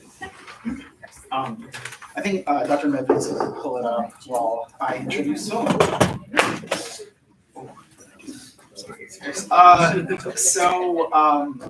I'm going to introduce Vilma Santos, who will be presenting tonight on the topic of disability inclusiveness in the industry. And I've never had Vilma for a class. However, when she met with me this summer for the first time to talk about a thesis topic that I think was developed maybe in the boot camp class, I could tell that she had a deep and genuine and really serious interest in the areas of disability advocacy and activism. This was a deeply felt, deeply important topic for her. So working together through the summer, we did some readings, did some history on things like the ugly laws, the Americans with Disabilities Act, the kind of legal history of disability in the United States, and how that responds to advocacy, right? So after having this kind of deep dive into the history of disability advocacy, we turn to another deeply held interest of Vilma's, which is the beauty industry. So she's going to be looking at two different case studies of beauty-related campaigns launched by celebrities, people you might know. I won't tell you who they are yet. Don't get away. And the public reaction to them. I think this is a really important topic related to advocacy in an industry that, at least in my estimation, maybe hasn't had that much in terms of disability awareness and advocacy, which is the beauty industry. Thank you, Vilma. Go for it. So basically, the two celebrities that Mr. Davis introduced in the introduction is Candace Owens, who is a famous conservative podcaster, and she gives her own opinions based on politics and other things that are going on. And the other celebrity is going to be about Selena Gomez, who she actually opened her own Rare Beauty makeup product. So basically, the first issue that I'd like to discuss is ugly law. So as most of you aren't aware of ugly law, I wasn't aware of ugly law either. Basically, they were laws that were passed in Chicago and New Orleans and San Francisco. So basically, the laws were made to keep disabled people away from people who were not disabled at all. They wanted to hide them away from society. It was absolutely horrible. So basically, on Chicago and San Francisco, the laws were very, very not implied as enforceable, but unfortunately in New Orleans it was. So basically in New Orleans, they, because disabled people needed some assistance, the people who were in charge, who were empowering New Orleans at the time, they decided to give some helpful benefits that would actually help take care of disabled people, but unfortunately that would make them go to institutes where they would leave disabled people in there and they'd have nurses to go and take care of them, but the nurses were awful to them. They wouldn't actually, feed them properly. If they needed extra help feeding, they would actually put the food in by force. It was not actually nice. The other interesting is that in England, ugly laws at a certain point was also passed over there, but that one was more I guess, more serious and more hurtful to disabled people at that time compared to Chicago, San Francisco, and New Orleans, even though it did affect disabled people in a lot of ways. The other part of history that I would like to mention is about the American Disability Act. But before I mention about the ADA, I would also like to mention that there was a president of the United States that was actually disabled. He had a severe case of polio. His name was President Franklin. So during his time as presidency, he wanted to actually advance on the progress of helping disabled people because he was disabled himself. And as you know, while he was presidency, there was a certain point where they wanted him to hide his disability so he could appear normal in public. So people wouldn't actually start to make, comments saying that why is he crippled or why is he, acting weird all of a sudden. But other than that, the other thing is that during his time that he didn't know, that people don't know about him, was when he was in presidency, he actually took his time to actually visit people in hospitals that actually lost his legs or arms. So he would tell the person who was pushing his wheelchair to actually, take it slow so people could actually talk to him and discuss, what was his actual experience at a certain point, so they wouldn't feel as lonely as society would make them feel. So moving on to American Disability Act. Well, first of all, in 1973, there was an act that was called the Rehabilitation Act, or which is called Section 504, which basically it was created to protect disabled people from being discriminated. Unfortunately, that law wasn't passed completely, so the disabled people had to protest a law in order to get that law passed, and it did, but it got passed with the American Disability Act in 1990. Okay. All right. So the two topics that I want to discuss, like I mentioned before, is actually the Kim Kardashian skin campaign and the Candace Owens controversy at the time. So basically with the Candace Owens controversy, so she actually, at the end of her podcast episode, she brought up the image that I showed at the beginning, which was a disabled model demonstrating like the skin campaign. So basically, I can't remember exactly, but basically what she said is that how far we can take this inclusivity thing, like why do we have to see models in a wheelchair demonstrating, the undergarment? She also said if, like, I'm pretty sure that wheelchair people are gonna agree with me that I'm pretty sure that disabled people would also need to wear like undergarments, so why do we need to see like represented on screen? It was not received very well by the disabled community. So basically she, at the end of, or in the middle of her video, she actually literally said, well, told them that she wanted to be educated. So basically the disabled people did educate her, and they basically told her that they needed to have like adaptive clothing because depending on the kind of disability they had, it was very uncomfortable for them to actually use clothing that we mostly wear every day. The other thing is that the skin campaign is actually unisex, which is basically for male and female, so it's basically available for both sexes, and it's not a huge deal. Later on, I'm going to explain, how the skin campaign is actually adaptable for disabled people in clothing situations, and how the Selena Gomez Rare Beauty product actually helps disabled people, which basically Selena Gomez is a famous singer and actress, so she decided to open her own Rare Beauty company. So it's been very successful since then. So my research question for this, project was how do contemporary fashion and beauty industry depict disabilities, and what are the reactions to campaigns that attempt to pursue inclusivity of disabled persons, which I'm going to explain at the end of the slide, which is in conclusion. So the kind of qualitative research method that I chose would be self-reflexivity, because being disabled myself, I was able to add some of my own opinion based on what Candace Owens said and based on what Selena Gomez make product would do. The other one I did was textual analysis, where I actually did some comparing and contrast. Well, compared based on what were the most common comments that people said about Candace Owens, what were the most common comments that people said about Selena's product.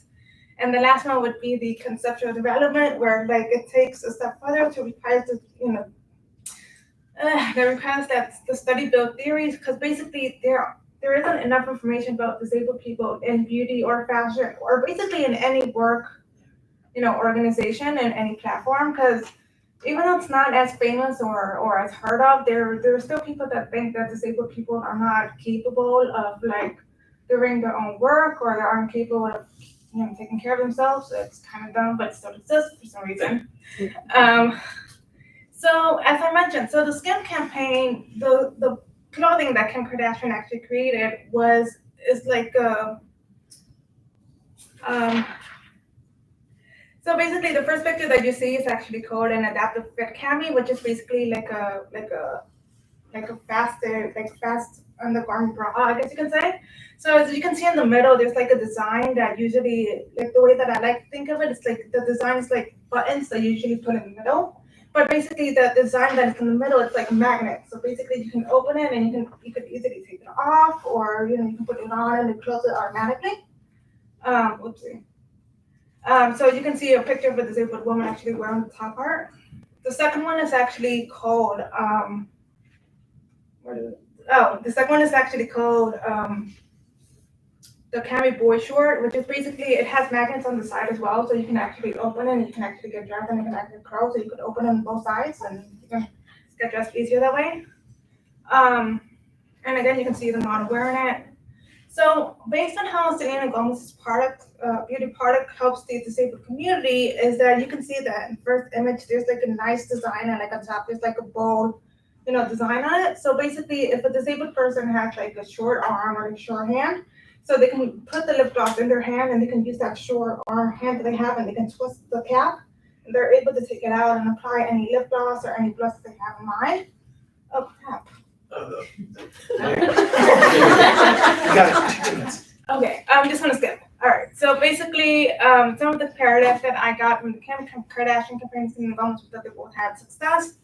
There were controversy over the skin campaign that showed disability advocacy to not immune from culture wars. The disabled community shared their experience based on how easy it was for adapting to clothes and how to apply makeup, and it leaves open discussion to include people with disability in the beauty and fashion world.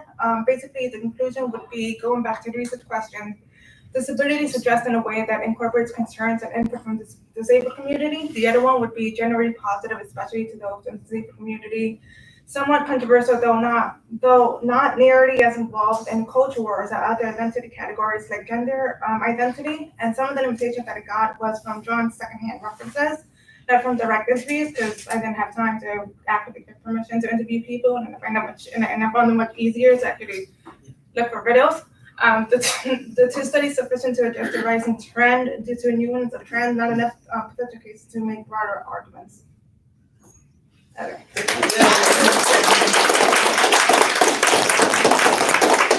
Question for Vilma. Go ahead. Yeah, please. So I've heard from a truism of the disability community is that accessibility helps everyone. Like wheelchair ramps help parents with strollers.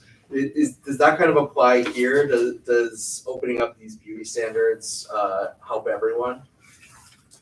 I mean, it helps everyone at a point where usually beauty standards have these qualifications that you have to have like a certain body type, or you have to have a certain weight, or you have to have, certain whatever they can come up with. So if they have disabled people being part of the beauty and fashion industry, that is like literally going against all of the stigma they actually created, just like it's been successful of having like people of color, like people in different backgrounds, like being able to be part of magazines, and it can actually influence people to actually start making a change. And I'm not saying that disabled people should take over the fashion and beauty, but I'm saying that if they include variety people inside the beauty and fashion, like all of the stupid stigma can actually go away once and for all. Well, it's never going to go away, but it's going to make a change later on in the future.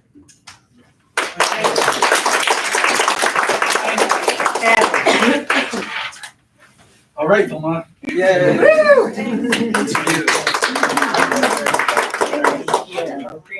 Thank you. Okay, so our next,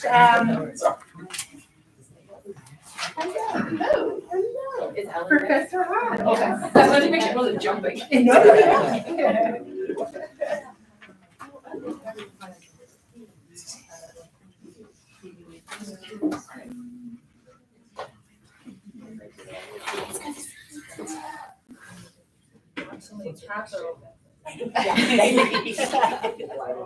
I'm sorry, this is my pet peeve. I don't like how many tabs are open. Perfect. Yay. All right. Everybody.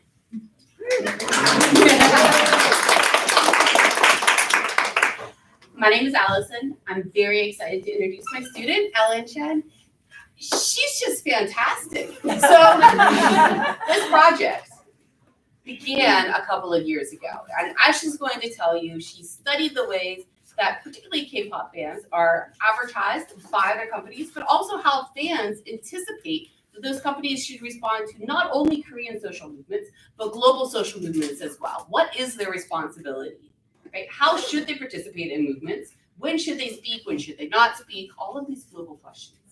Right? It's a fascinating lens, but the thing that really impressed me about Ellen is how she responded to contemporary social movements and also radical changes in social media. When she began this project, Twitter existed. Twitter had a data mining search that was free, right? Social movements were quickly evolving. And then as she developed her methods, Twitter kind of tanked. And then a few weeks later, it became really difficult to get tweets. And then it became really expensive to data mine tweets. And things evolved throughout her entire project. Not once did Ellen complain about it. Not once did she show up to a meeting and was like, I didn't do anything. Instead, she's like, well, here's my objectives. This is what I've done. This is how I coded everything. I was continually impressed throughout the entire process. I think that you'll learn a lot from her presentation. And I do strongly encourage those of you that are still working on your presentations to read through her paper, because she does a great job of defining this is specifically the time period in which I'm looking at for a social movement occurring and how corporations responded to it. So please, Ellen. Thank you so much for a nice introduction. So as you might have guessed, my thesis paper is on K-pop fan activism, and I'm specifically looking at how international English-speaking fans pressured Korean entertainment agencies to engage with the Black Lives Matter movement. And what first brought my attention to this topic was all the news headlines that were coming out during 2020. Just to quickly recap, K-pop fans organized to take down the Dallas Police Department app. They started a Black Lives Matter fundraiser, and they inflated attendance expectation for Donald Trump's rally. And so, if you told me a few years ago that K-pop fans would become a force for social good, I would not have believed you. Growing up, I was told that in order to be considered a true American, I would have to consume American, particularly white media. And like, for example, The Simpsons, we know what The Simpsons is. And specifically, what I have a quote here is from the documentary, The Problem of Apu. And the major point of discussion in that documentary is that we, particularly in America, white media has always been the mainstream, and anything that is non-white has been considered too niche. But that has shifted because K-pop is now global.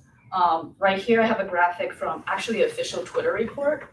K-pop was such a major presence on Twitter that they had a team that actively tracked fan activity, engagement with company posts, so on and so forth. So it was really fascinating to me that K-pop has sort of broken through what I consider like Western media hegemony in terms of global dominance, and also that fans were using their fandom to push social impact. So doing academic research, I noticed there was a blind spot in covering how fans engaged in activism against corporations. And I think, so if you remember during Black Lives Matter, all these companies were coming out with statements about the movement, and I wanted to know if Korean companies were doing the same. So naturally, I also, because this is between international English-speaking fans and Korean companies, I wanted to know what kind of tensions they were over communicating on this type of topic. So I framed my research questions based on how did fan movements affect the official company response to Black Lives Matter, and in turn, how did those company responses affect the fan perceptions of these companies? So the way I structured it is that I was going to do a comparison case study on the top companies within the industry. So the first on the list is Big Hit Entertainment. They're the newest one. They were notable for doing a joint donation with their biggest pop group, BTS, and it was notably the first joint donation made to BLM under a music label and artist. And right before that, BTS fans specifically were starting a Black Lives Matter fundraiser that became Match a Million after the press release of donation. And then the next on the list is SM Entertainment.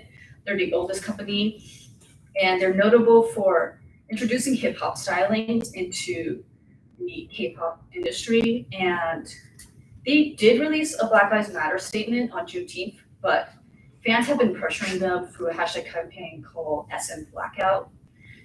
Before that, specifically not just to engage with Black Lives Matter, but also to address accountability on anti-Black issues within the K-pop industry. And now the next two companies are JYP and YG Entertainment. They're comparable in size to SM. They did not release a statement on Black Lives Matter, and I could not find any associated hashtag campaign. And since both SM and Big Hits timelines were in June 2020, I just applied the entirety of that month to find content. And I was going to pull this content from Twitter because Twitter was the major marketing tool for the K-pop industry. And as we've mentioned, so I was going to do data scraping, and I could not do that. So unfortunately, I had to use the normal search function tool, and that meant I got a really small sample of like the actual fan response to these movements on Twitter. So, but based on what I was able to get, I was building up codes for expected themes and topics I was going to find. So one example is like the fact that Black artists do work in this industry, but they often are undercredited and underpaid, and specifically like accusations of cultural appropriation. And what were fans looking for from these companies? Did they just want a general statement?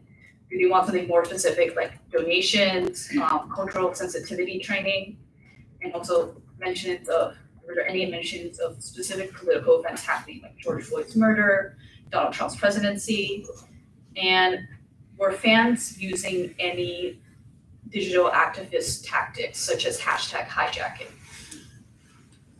And from what I found is that K-pop fans don't see these companies as just Korean companies, they're global enterprises. And as a global enterprise looking to enter the world market, you have a responsibility to address a wide movement like Black Lives Matter. And additionally, fans also see the industry in general as like transnational representation for the greater Asian diaspora. So for example, when Big Hit's donation came out, fans saw this as a very good role model for what racial solidarity looks like. But in cases of where the company did not really do anything, the fans saw it as a critique, turned to a critique of allyship between Asians and Blacks. And but really ultimately what international K-pop fans want is that they just want these companies to care about them. Like they don't want these companies to only care about their Korean consumer base. They want their international fans to matter just as much. So ways this could be further improved is identity studies. It will be interesting to know why K-pop fans, if K-pop fans' interest has anything to do with identification with marginalized groups. This could also be generational. So TikTok would be a good platform for future study. It was an important tool in inflating attendance expectations for Trump's rally. Also, like the socio-political environment on Twitter is different now, and a lot of that has been shifting over to TikTok.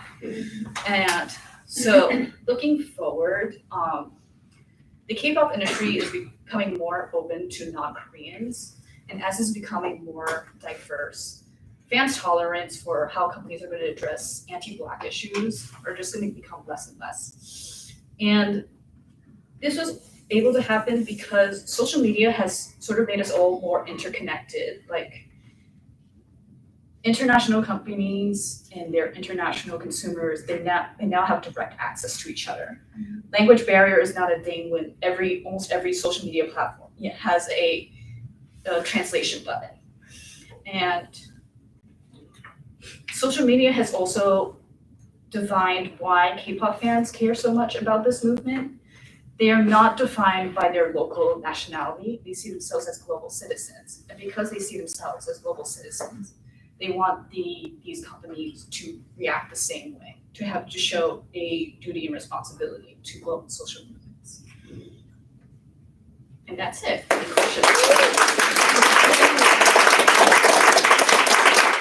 many amazing projects. I mean, just wonderful. Question for Helen. I guess I have a question. Okay, do you have any idea of like the companies that did not have any outreach or even a statement, like lost any following or streams or any engagement? Oh, around you the see, time? that would be good to know if I had access to the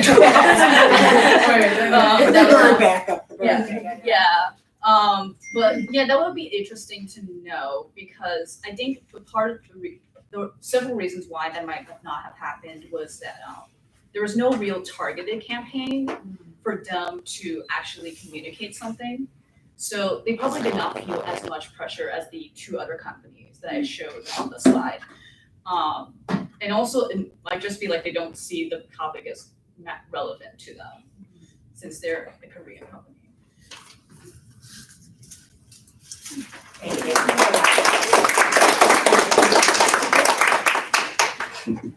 Look at that. Thank Look you. at that. Wonderful. Congratulations. I love it. Love it, love it, love it. Sarah, wonderful. Please join us. Terrific. So our next presenter will be introduced by Professor Ben. Here I am again. To my fellow advisors, Sarah is one of those students where it feels like you're cheating, like she makes it too easy to advise because, yeah, I think Sarah was advising me half the time while we were working together. And what I mean by that is she's incredibly disciplined, like up to the minute sort of researcher, and you'll see that in her findings as well. I mean, half the time she was like chasing me down. It was a wonderful experience, but also she knew how to use me for like the right thing. So we did a lot of fun brainstorming and things like that.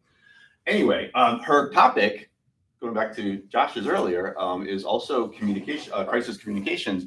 But what Sarah found is that you would think with so many companies having so many data breaches that there would be this huge volume of literature and research on specifically managing those types of crises. And what Sarah found is that there's some, but it's not, a lot of it is just like the typical crisis management practices that we all, talk about apply to that situation. So she dug into crisis communication specifically for IT breaches, et cetera, which, so I think you'll enjoy and learn a lot from what's to come. Thank you so much. Thank you so much. And also thank you to Mina, who was my reader, for your support during the program, but also during the capstone. And big congratulations to everyone in the room who's presenting tonight. So hey everyone, for those that don't know me, Sarah Bedoya. And as I was going through the program, the thing that was most interesting to me was crisis communication. I currently work in communication and I have a background in enterprise technology. So for my capstone project, it was natural for me to focus on crisis communication in the data breach context. And I would say that cyber breaches are incredibly common these days, as Professor Bayer noted, and they impact both the private and public sector. And we even experienced a major outage here on campus this semester, so very timely work. And also some of us might have gotten a letter in the mail or an email or a text from a company that you maybe do business with, or maybe a healthcare provider that you rely on, where they disclose a data breach. And they indicated that some of your personal and confidential data was accessed or stolen by bad actors who weren't authorized to see or handle your personal data. And as more of our daily life shifts to the digital space and data becomes digitized as well, most data breaches are going to be cyber in nature. In the past, they might have been physical breaches where someone kind of went into a room, stole some files, or files were erroneously misplaced. But in today's environment, they're very likely to be cyber in nature. And most cyber breaches are executed by criminals. So it's a hacker or a bad actor who gains unauthorized access to databases and servers, and they exploit vulnerabilities in the IT infrastructure, or they look at weak points like employees who will click on an email. So breaches are getting more and more complex for organizations to protect themselves from, as well as for them to recover from. In 2022, the average cost for a US company was almost $10 million when they went through a data breach, and we're the country where the cost of a data breach has been the highest for 13 years in a row. But depending on how large the breach is, the cost can be hundreds of millions of dollars. And the regulatory environment is also changing quickly. So government entities here and also abroad have been implementing regulations around cybersecurity practices, but also the way that companies disclose breaches. So for my research design, I was really interested in addressing the gap that Professor Bayer mentioned. So looking at what kinds of guidelines for communication practitioners who kind of have to confront a cyber breach in their organization, like what guidelines could I come up with for them? Since I found in the early research that I did that there was very little, and this is a growing field.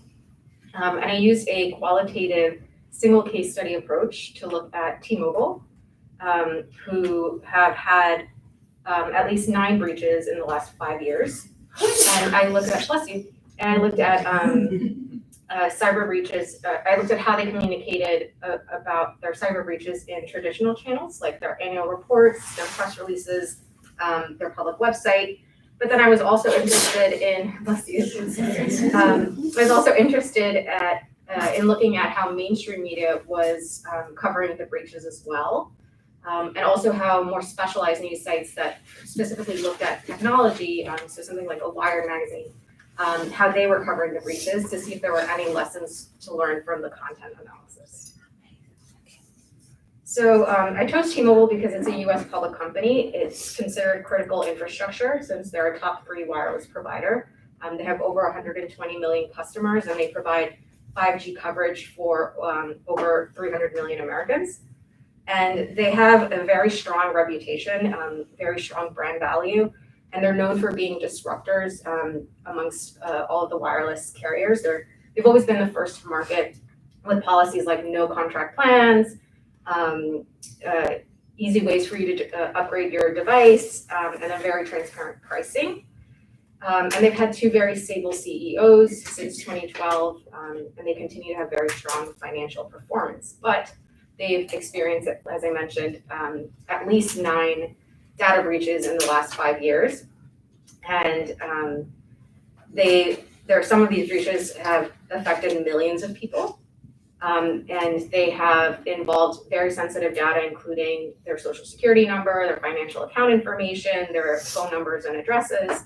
And in some cases, not only was their data exposed, but it was offered for sale in online hacking forums. So in my review of T-Mobile issued communications, I found that T-Mobile used a mix of crisis response approaches. They primarily tried to kind of generate empathy from the public by emphasizing their role as a victim of a crisis, where they're kind of under the constant threat of cyber attacks, or these are attacks that are committed by criminals. It's very hard to kind of protect yourself from that. And they tended to use language that minimized the amount of control that they had over the situation. And they repeatedly mentioned that cyber breaches are a threat for all organizations, so T-Mobile is not alone in the struggle. And they balanced this crisis response approach with providing very detailed accounts of what actions they were taking in response to the cyber breaches, and then also what kind of long-term strategic initiatives they were taking to kind of prevent future attacks from happening. So this was done kind of to make them appear to be competent and also accountable for the cyber breaches. But I also found that they would shift responsibility to customers as well, and they often shared ways that customers could take actions to protect themselves, which is helpful, but also kind of shifts the ownership to the customer rather than the company. And in general, the tone of their communications was very rational. It was not emotional at all. And when they apologized, they used indirect language like, "We regret that the breach occurred." There was one instance where they had a CEO issued apology, but it's very rare for them to apologize, and it's usually done in a very rational manner. But they did include elements of compensation when they responded to cyber breaches. So they would always offer free services like credit monitoring to impacted customers. And then another key call out is that they only focused on 2 major breaches out of the 9 that I was able to identify. So they focused on one that occurred in 2021 and another that occurred in 2023. And together those affected over 100 million individuals.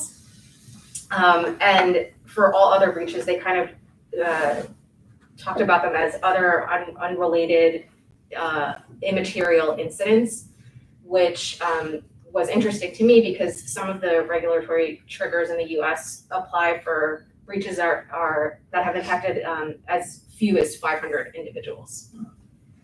So as far as how news media covered the breaches, I would say mainstream news was less critical, and they kind of just repeated the messaging that T-Mobile issued, which showed the importance of kind of driving the messaging when you're responding to a cyber breach. And I would say that technology news, on the other hand, was much more critical, and they grew more critical as more breaches occurred. And in some cases, tech news media were the first to report a breach, which can be very damaging to a company's reputation. The other thing is that technology news media sites tend to bring in the voice of cybersecurity experts, and they were also very harsh in the way that they discuss the repeated occurrence of cyber breaches. So one lesson to learn from that is to make sure that you're engaging not just mainstream news if you're responding to a cyber breach, but also the specialized, technology news media sites. And then because I did some research as I went through the lit review and as I went through the case study, as part of my Capstone project, I included a quick reference guide for communicators. So things like being the first to report a cyber breach, engaging the media early on, making sure that you keep all of the statements and press releases that you make in a central location, which, by the way, T-Mobile did not do. They only kept 3 press releases for those breaches in 2021 and 2023. And so it makes it look like they kind of scrubbed all of their previous statements. And I'll stop here for time, but if you work in communications or you're looking to work in communications, I invite you to take a look at my project because we'll surely deal with a cyber breach at some point in our careers.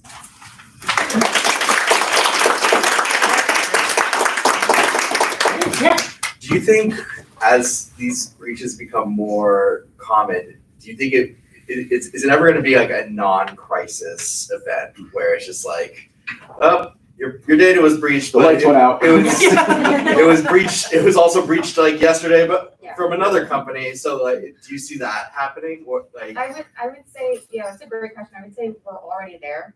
I almost felt like as I was going through the research that people are kind of fatigued, like they're tired of dealing with the breach, to hearing about the breaches, which is why I feel like mainstream news media is so forgiving when they talk about it, because it just happens so often.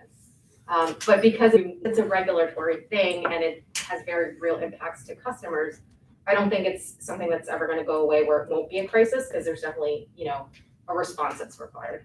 why does a phone company need your social security number? That's an existential question.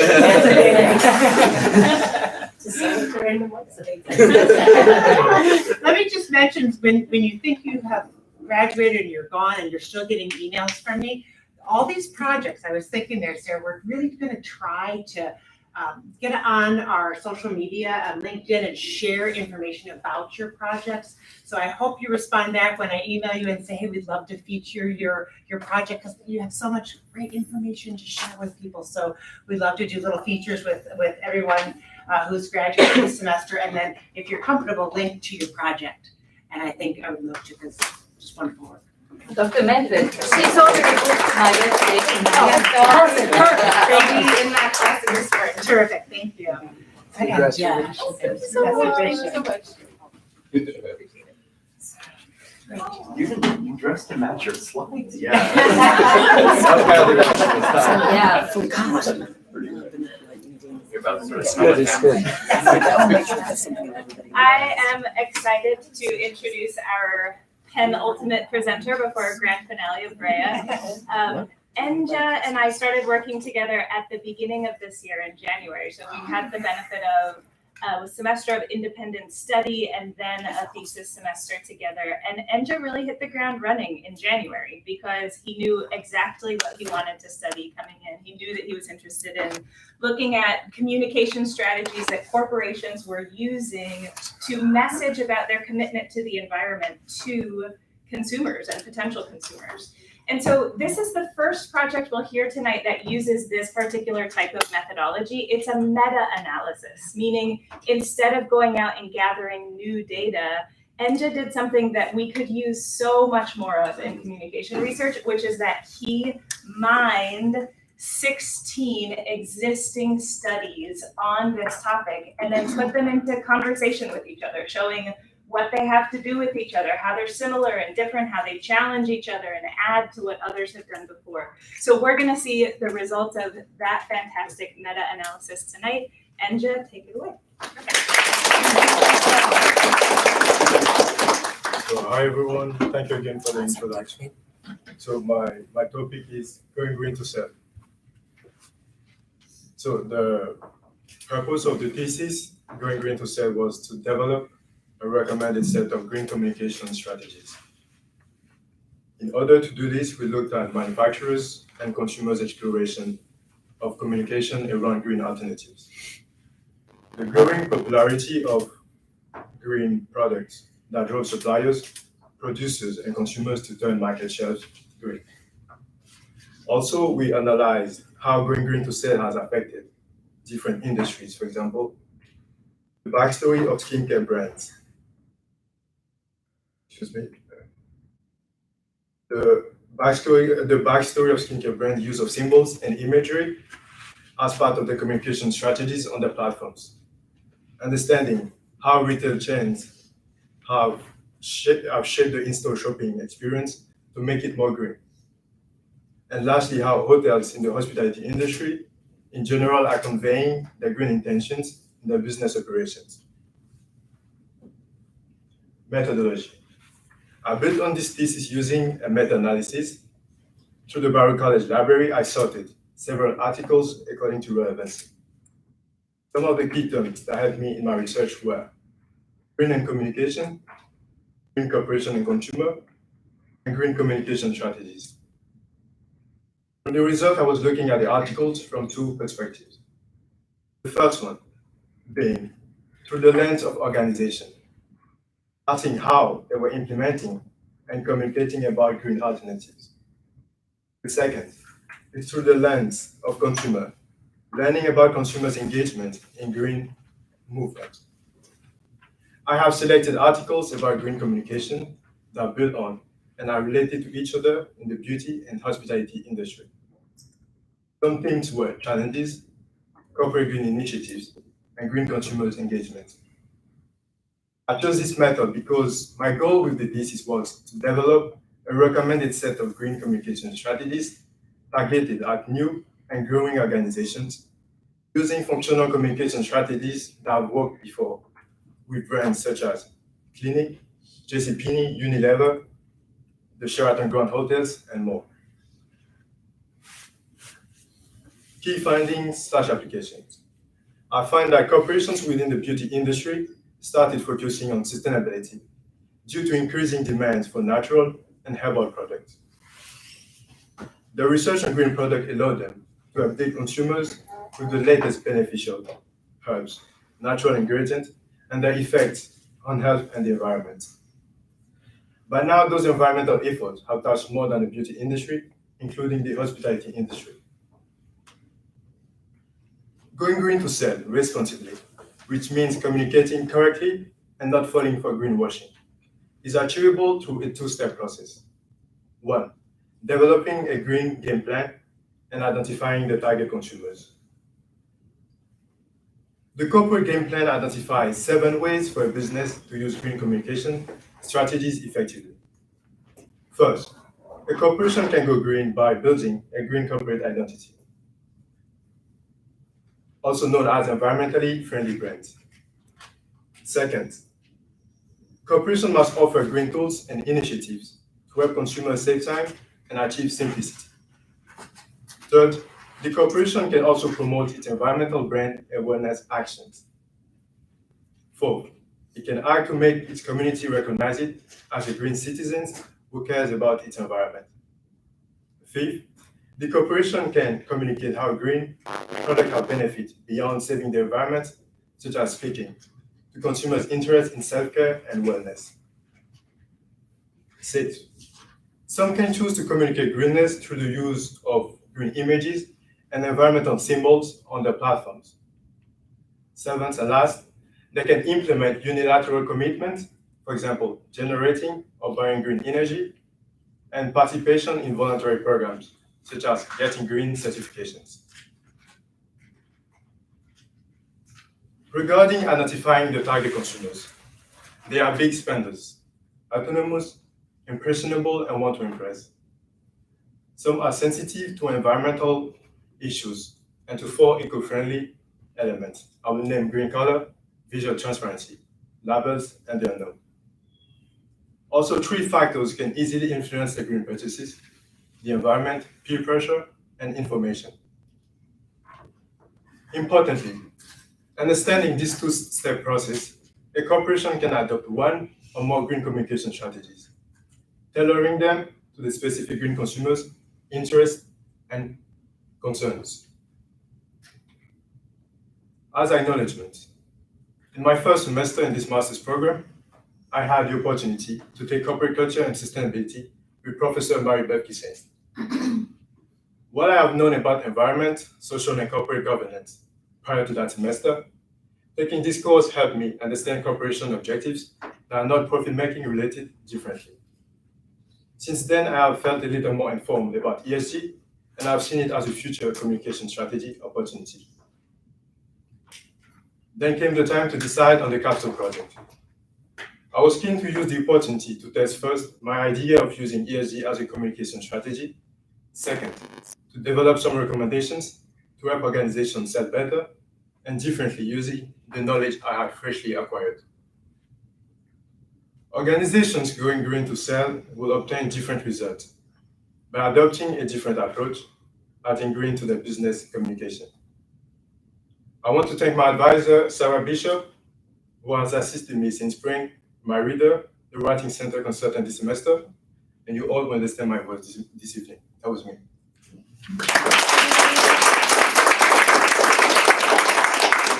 I would let Mary Beth know that she was evoked today. She will be delighted. It's wonderful. Question for Anja. Hi, Anja. Great job. Hi, Professor. I was picking up on your big spender thing. Are green products still generally more expensive than non-green products? Because it seems like there's still sort of a class divide, and that there's a premium that you pay for that.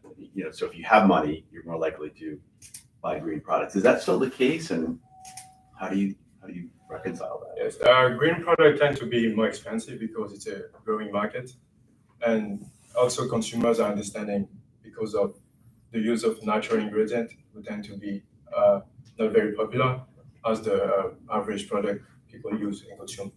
So the prices tend to be high, and the good thing is that the consumers, the targeted consumers are understanding and expect the green product to be a little bit high and expensive. Yeah. Thanks.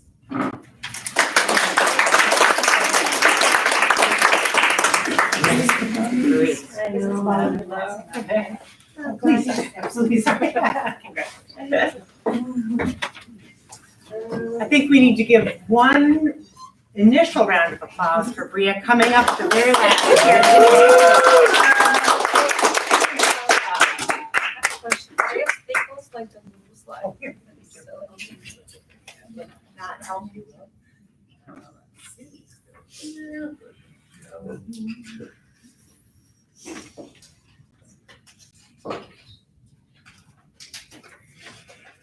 Of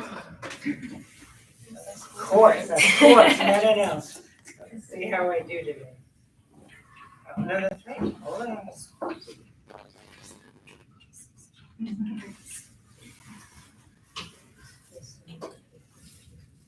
Aha. Let's see if I got it. So nice to see everybody graduating. What I a great group. It's nice to see everyone outside of the box. I know. I know. I was afraid I wasn't going to recognize the students. Yep. Terrific. All right, so fabulous. So I get the joy to introduce our last speaker, and if only because Professor Yang is on her way to South Korea. So she wasn't able to join us this evening, but she also, I should have mentioned, was Juan's reader as well. So she's, yes, just a delightful person. I wish she was here with us tonight, but I have never met Bria in person. So tonight is one of those nights where it's like, oh my gosh, hi. But I had the delight of having her, and that's a few years ago. Let me just share a few words here from Professor Yang. So Bria's thesis assesses DEI policies in the healthcare sector in the United States that respond to the diverse needs of patients and healthcare professionals. More specifically, it examines the issues related to Black maternal health and disproportionately high rates of maternal mortality and risks faced by Black women. There was an article just in CNN yesterday on these issues. Such an important issue to be talking about. Her study assesses how such Black maternal health crises and inequities of their treatment are addressed in the DEI policies of healthcare institutions and suggests important directions for moving these policies into hospitals and health institutions in the U.S. So she just says congratulations and just thank you for your hard work and your wonderful contributions. Thank you. Please. Okay, so as you can see from the title, I'm sorry, my voice might go in and out, oh my gosh. The sole purpose and heart of this project is to highlight the Black maternal health crisis, which has existed for decades in the United States and remains a persistent issue that demands urgent action and systemic change. Black women are actually, Black women are actually 3 times more likely to die from a pregnancy-related cause than their white counterparts, and they have significantly higher rates of maternal mortality compared to any other race.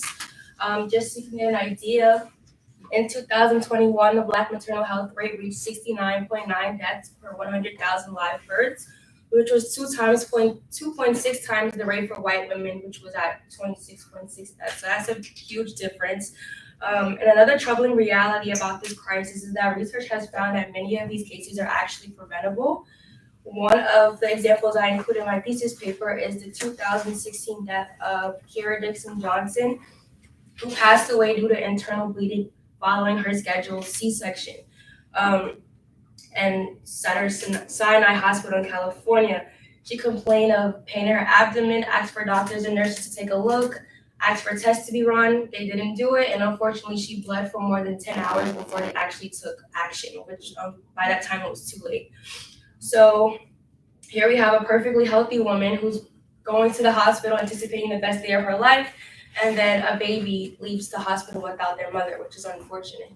And this was a case that got a lot of national media attention, but there's so many stories like this that we don't hear about, which is why it's so important. And when you think about why this happens so often, of course, you think of socioeconomic indicators that come into play, such as where you live, your income level, what resources you have access to. But disparities in mortality rates are actually closely linked to systemic racism within the healthcare system and society in general, with reference to discrimination such as neglect, acts of dismissiveness, the presence of racial bias, and inequality deeply ingrained in these healthcare institutions' policies and practices.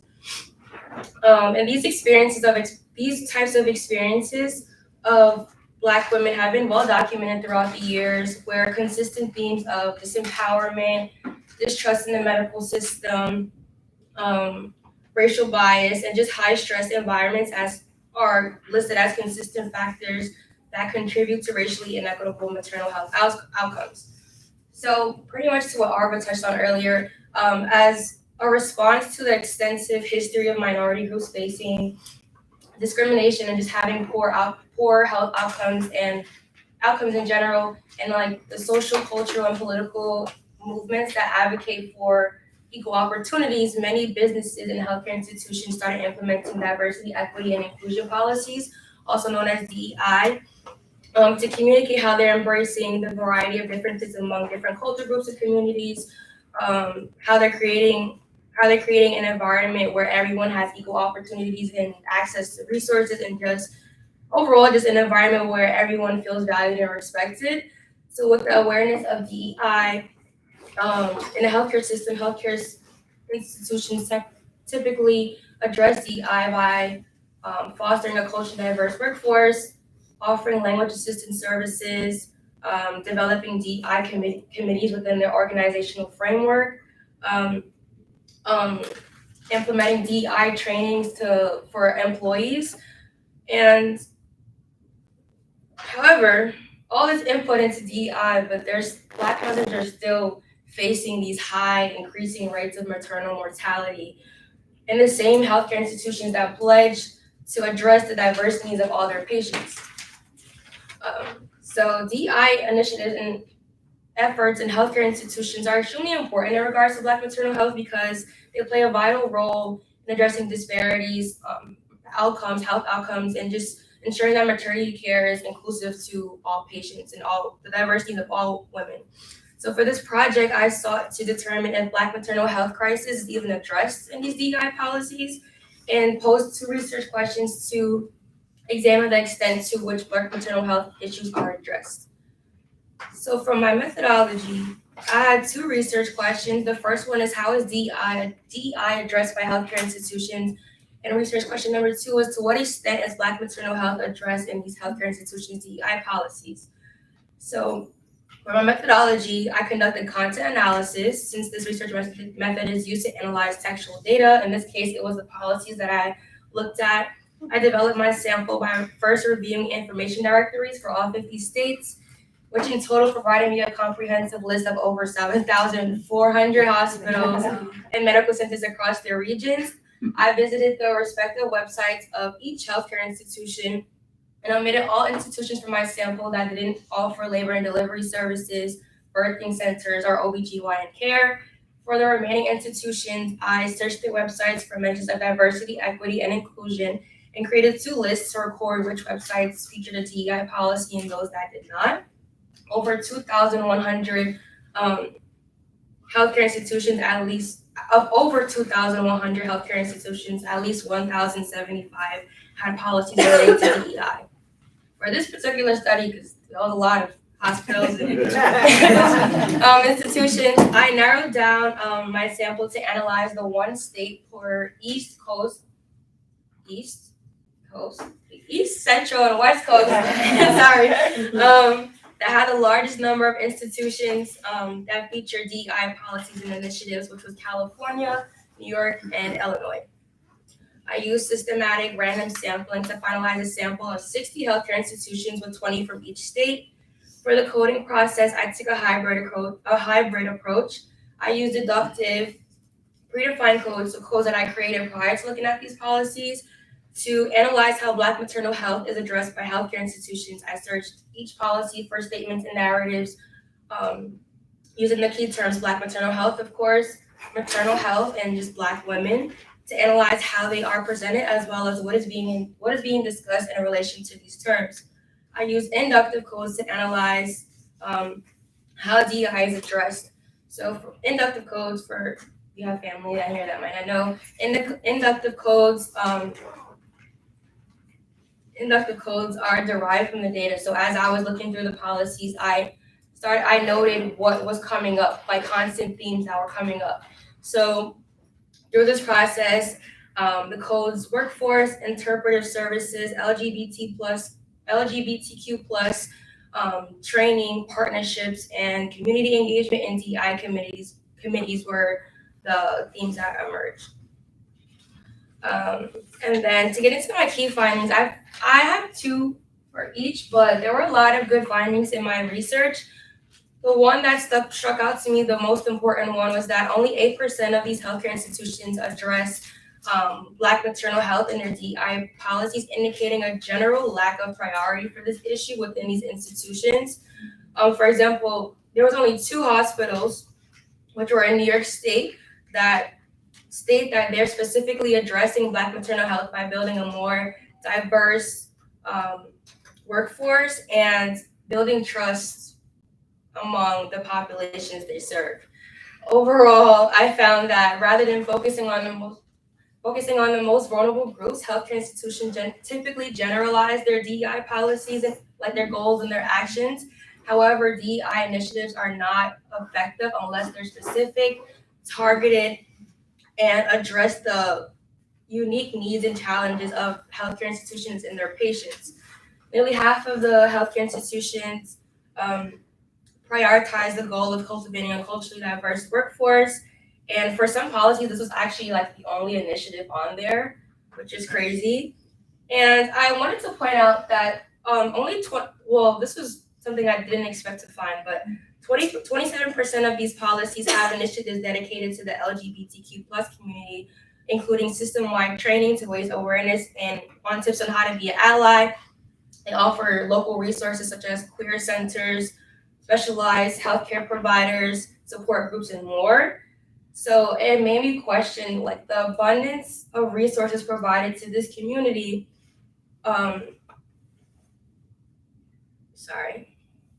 The abundance of resources provided to the LGBTQ+ community and the required training that's required by employees on how to offer this community competent care highlights the capability of healthcare institutions to create resources and programs for other marginalized communities such as Black women.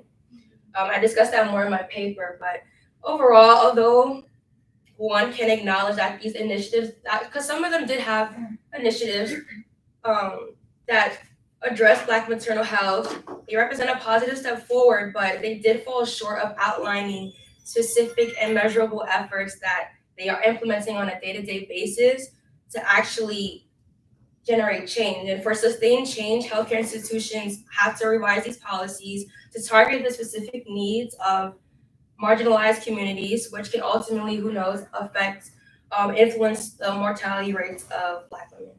And that is my project. Any questions?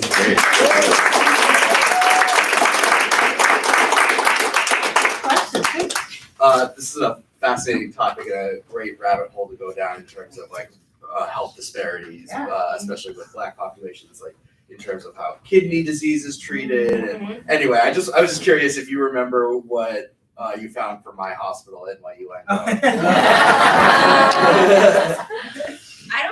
I'm not sure that was a part of my sample. Actually. Oh, interesting. Yeah.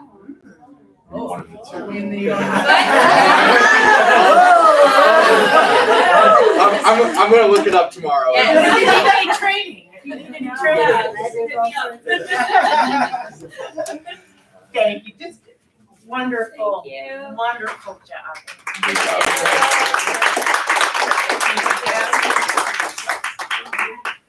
I think every semester I get more and more like amazed at just the quality of the projects, the depth of the projects, and the variety of the projects. Just really, I hope, rewarding night for everyone. And thanks to all the family who's here, supporting people as well, and also watching all of you support each other, is really a delight, because that's really, I think you have colleagues for life, and you have us for life as well. So please keep us up to date. Let us know what you're doing. Let us find ways to help you to continue to do what you're doing already so wonderfully and so well. And we wish all of you a wonderful week.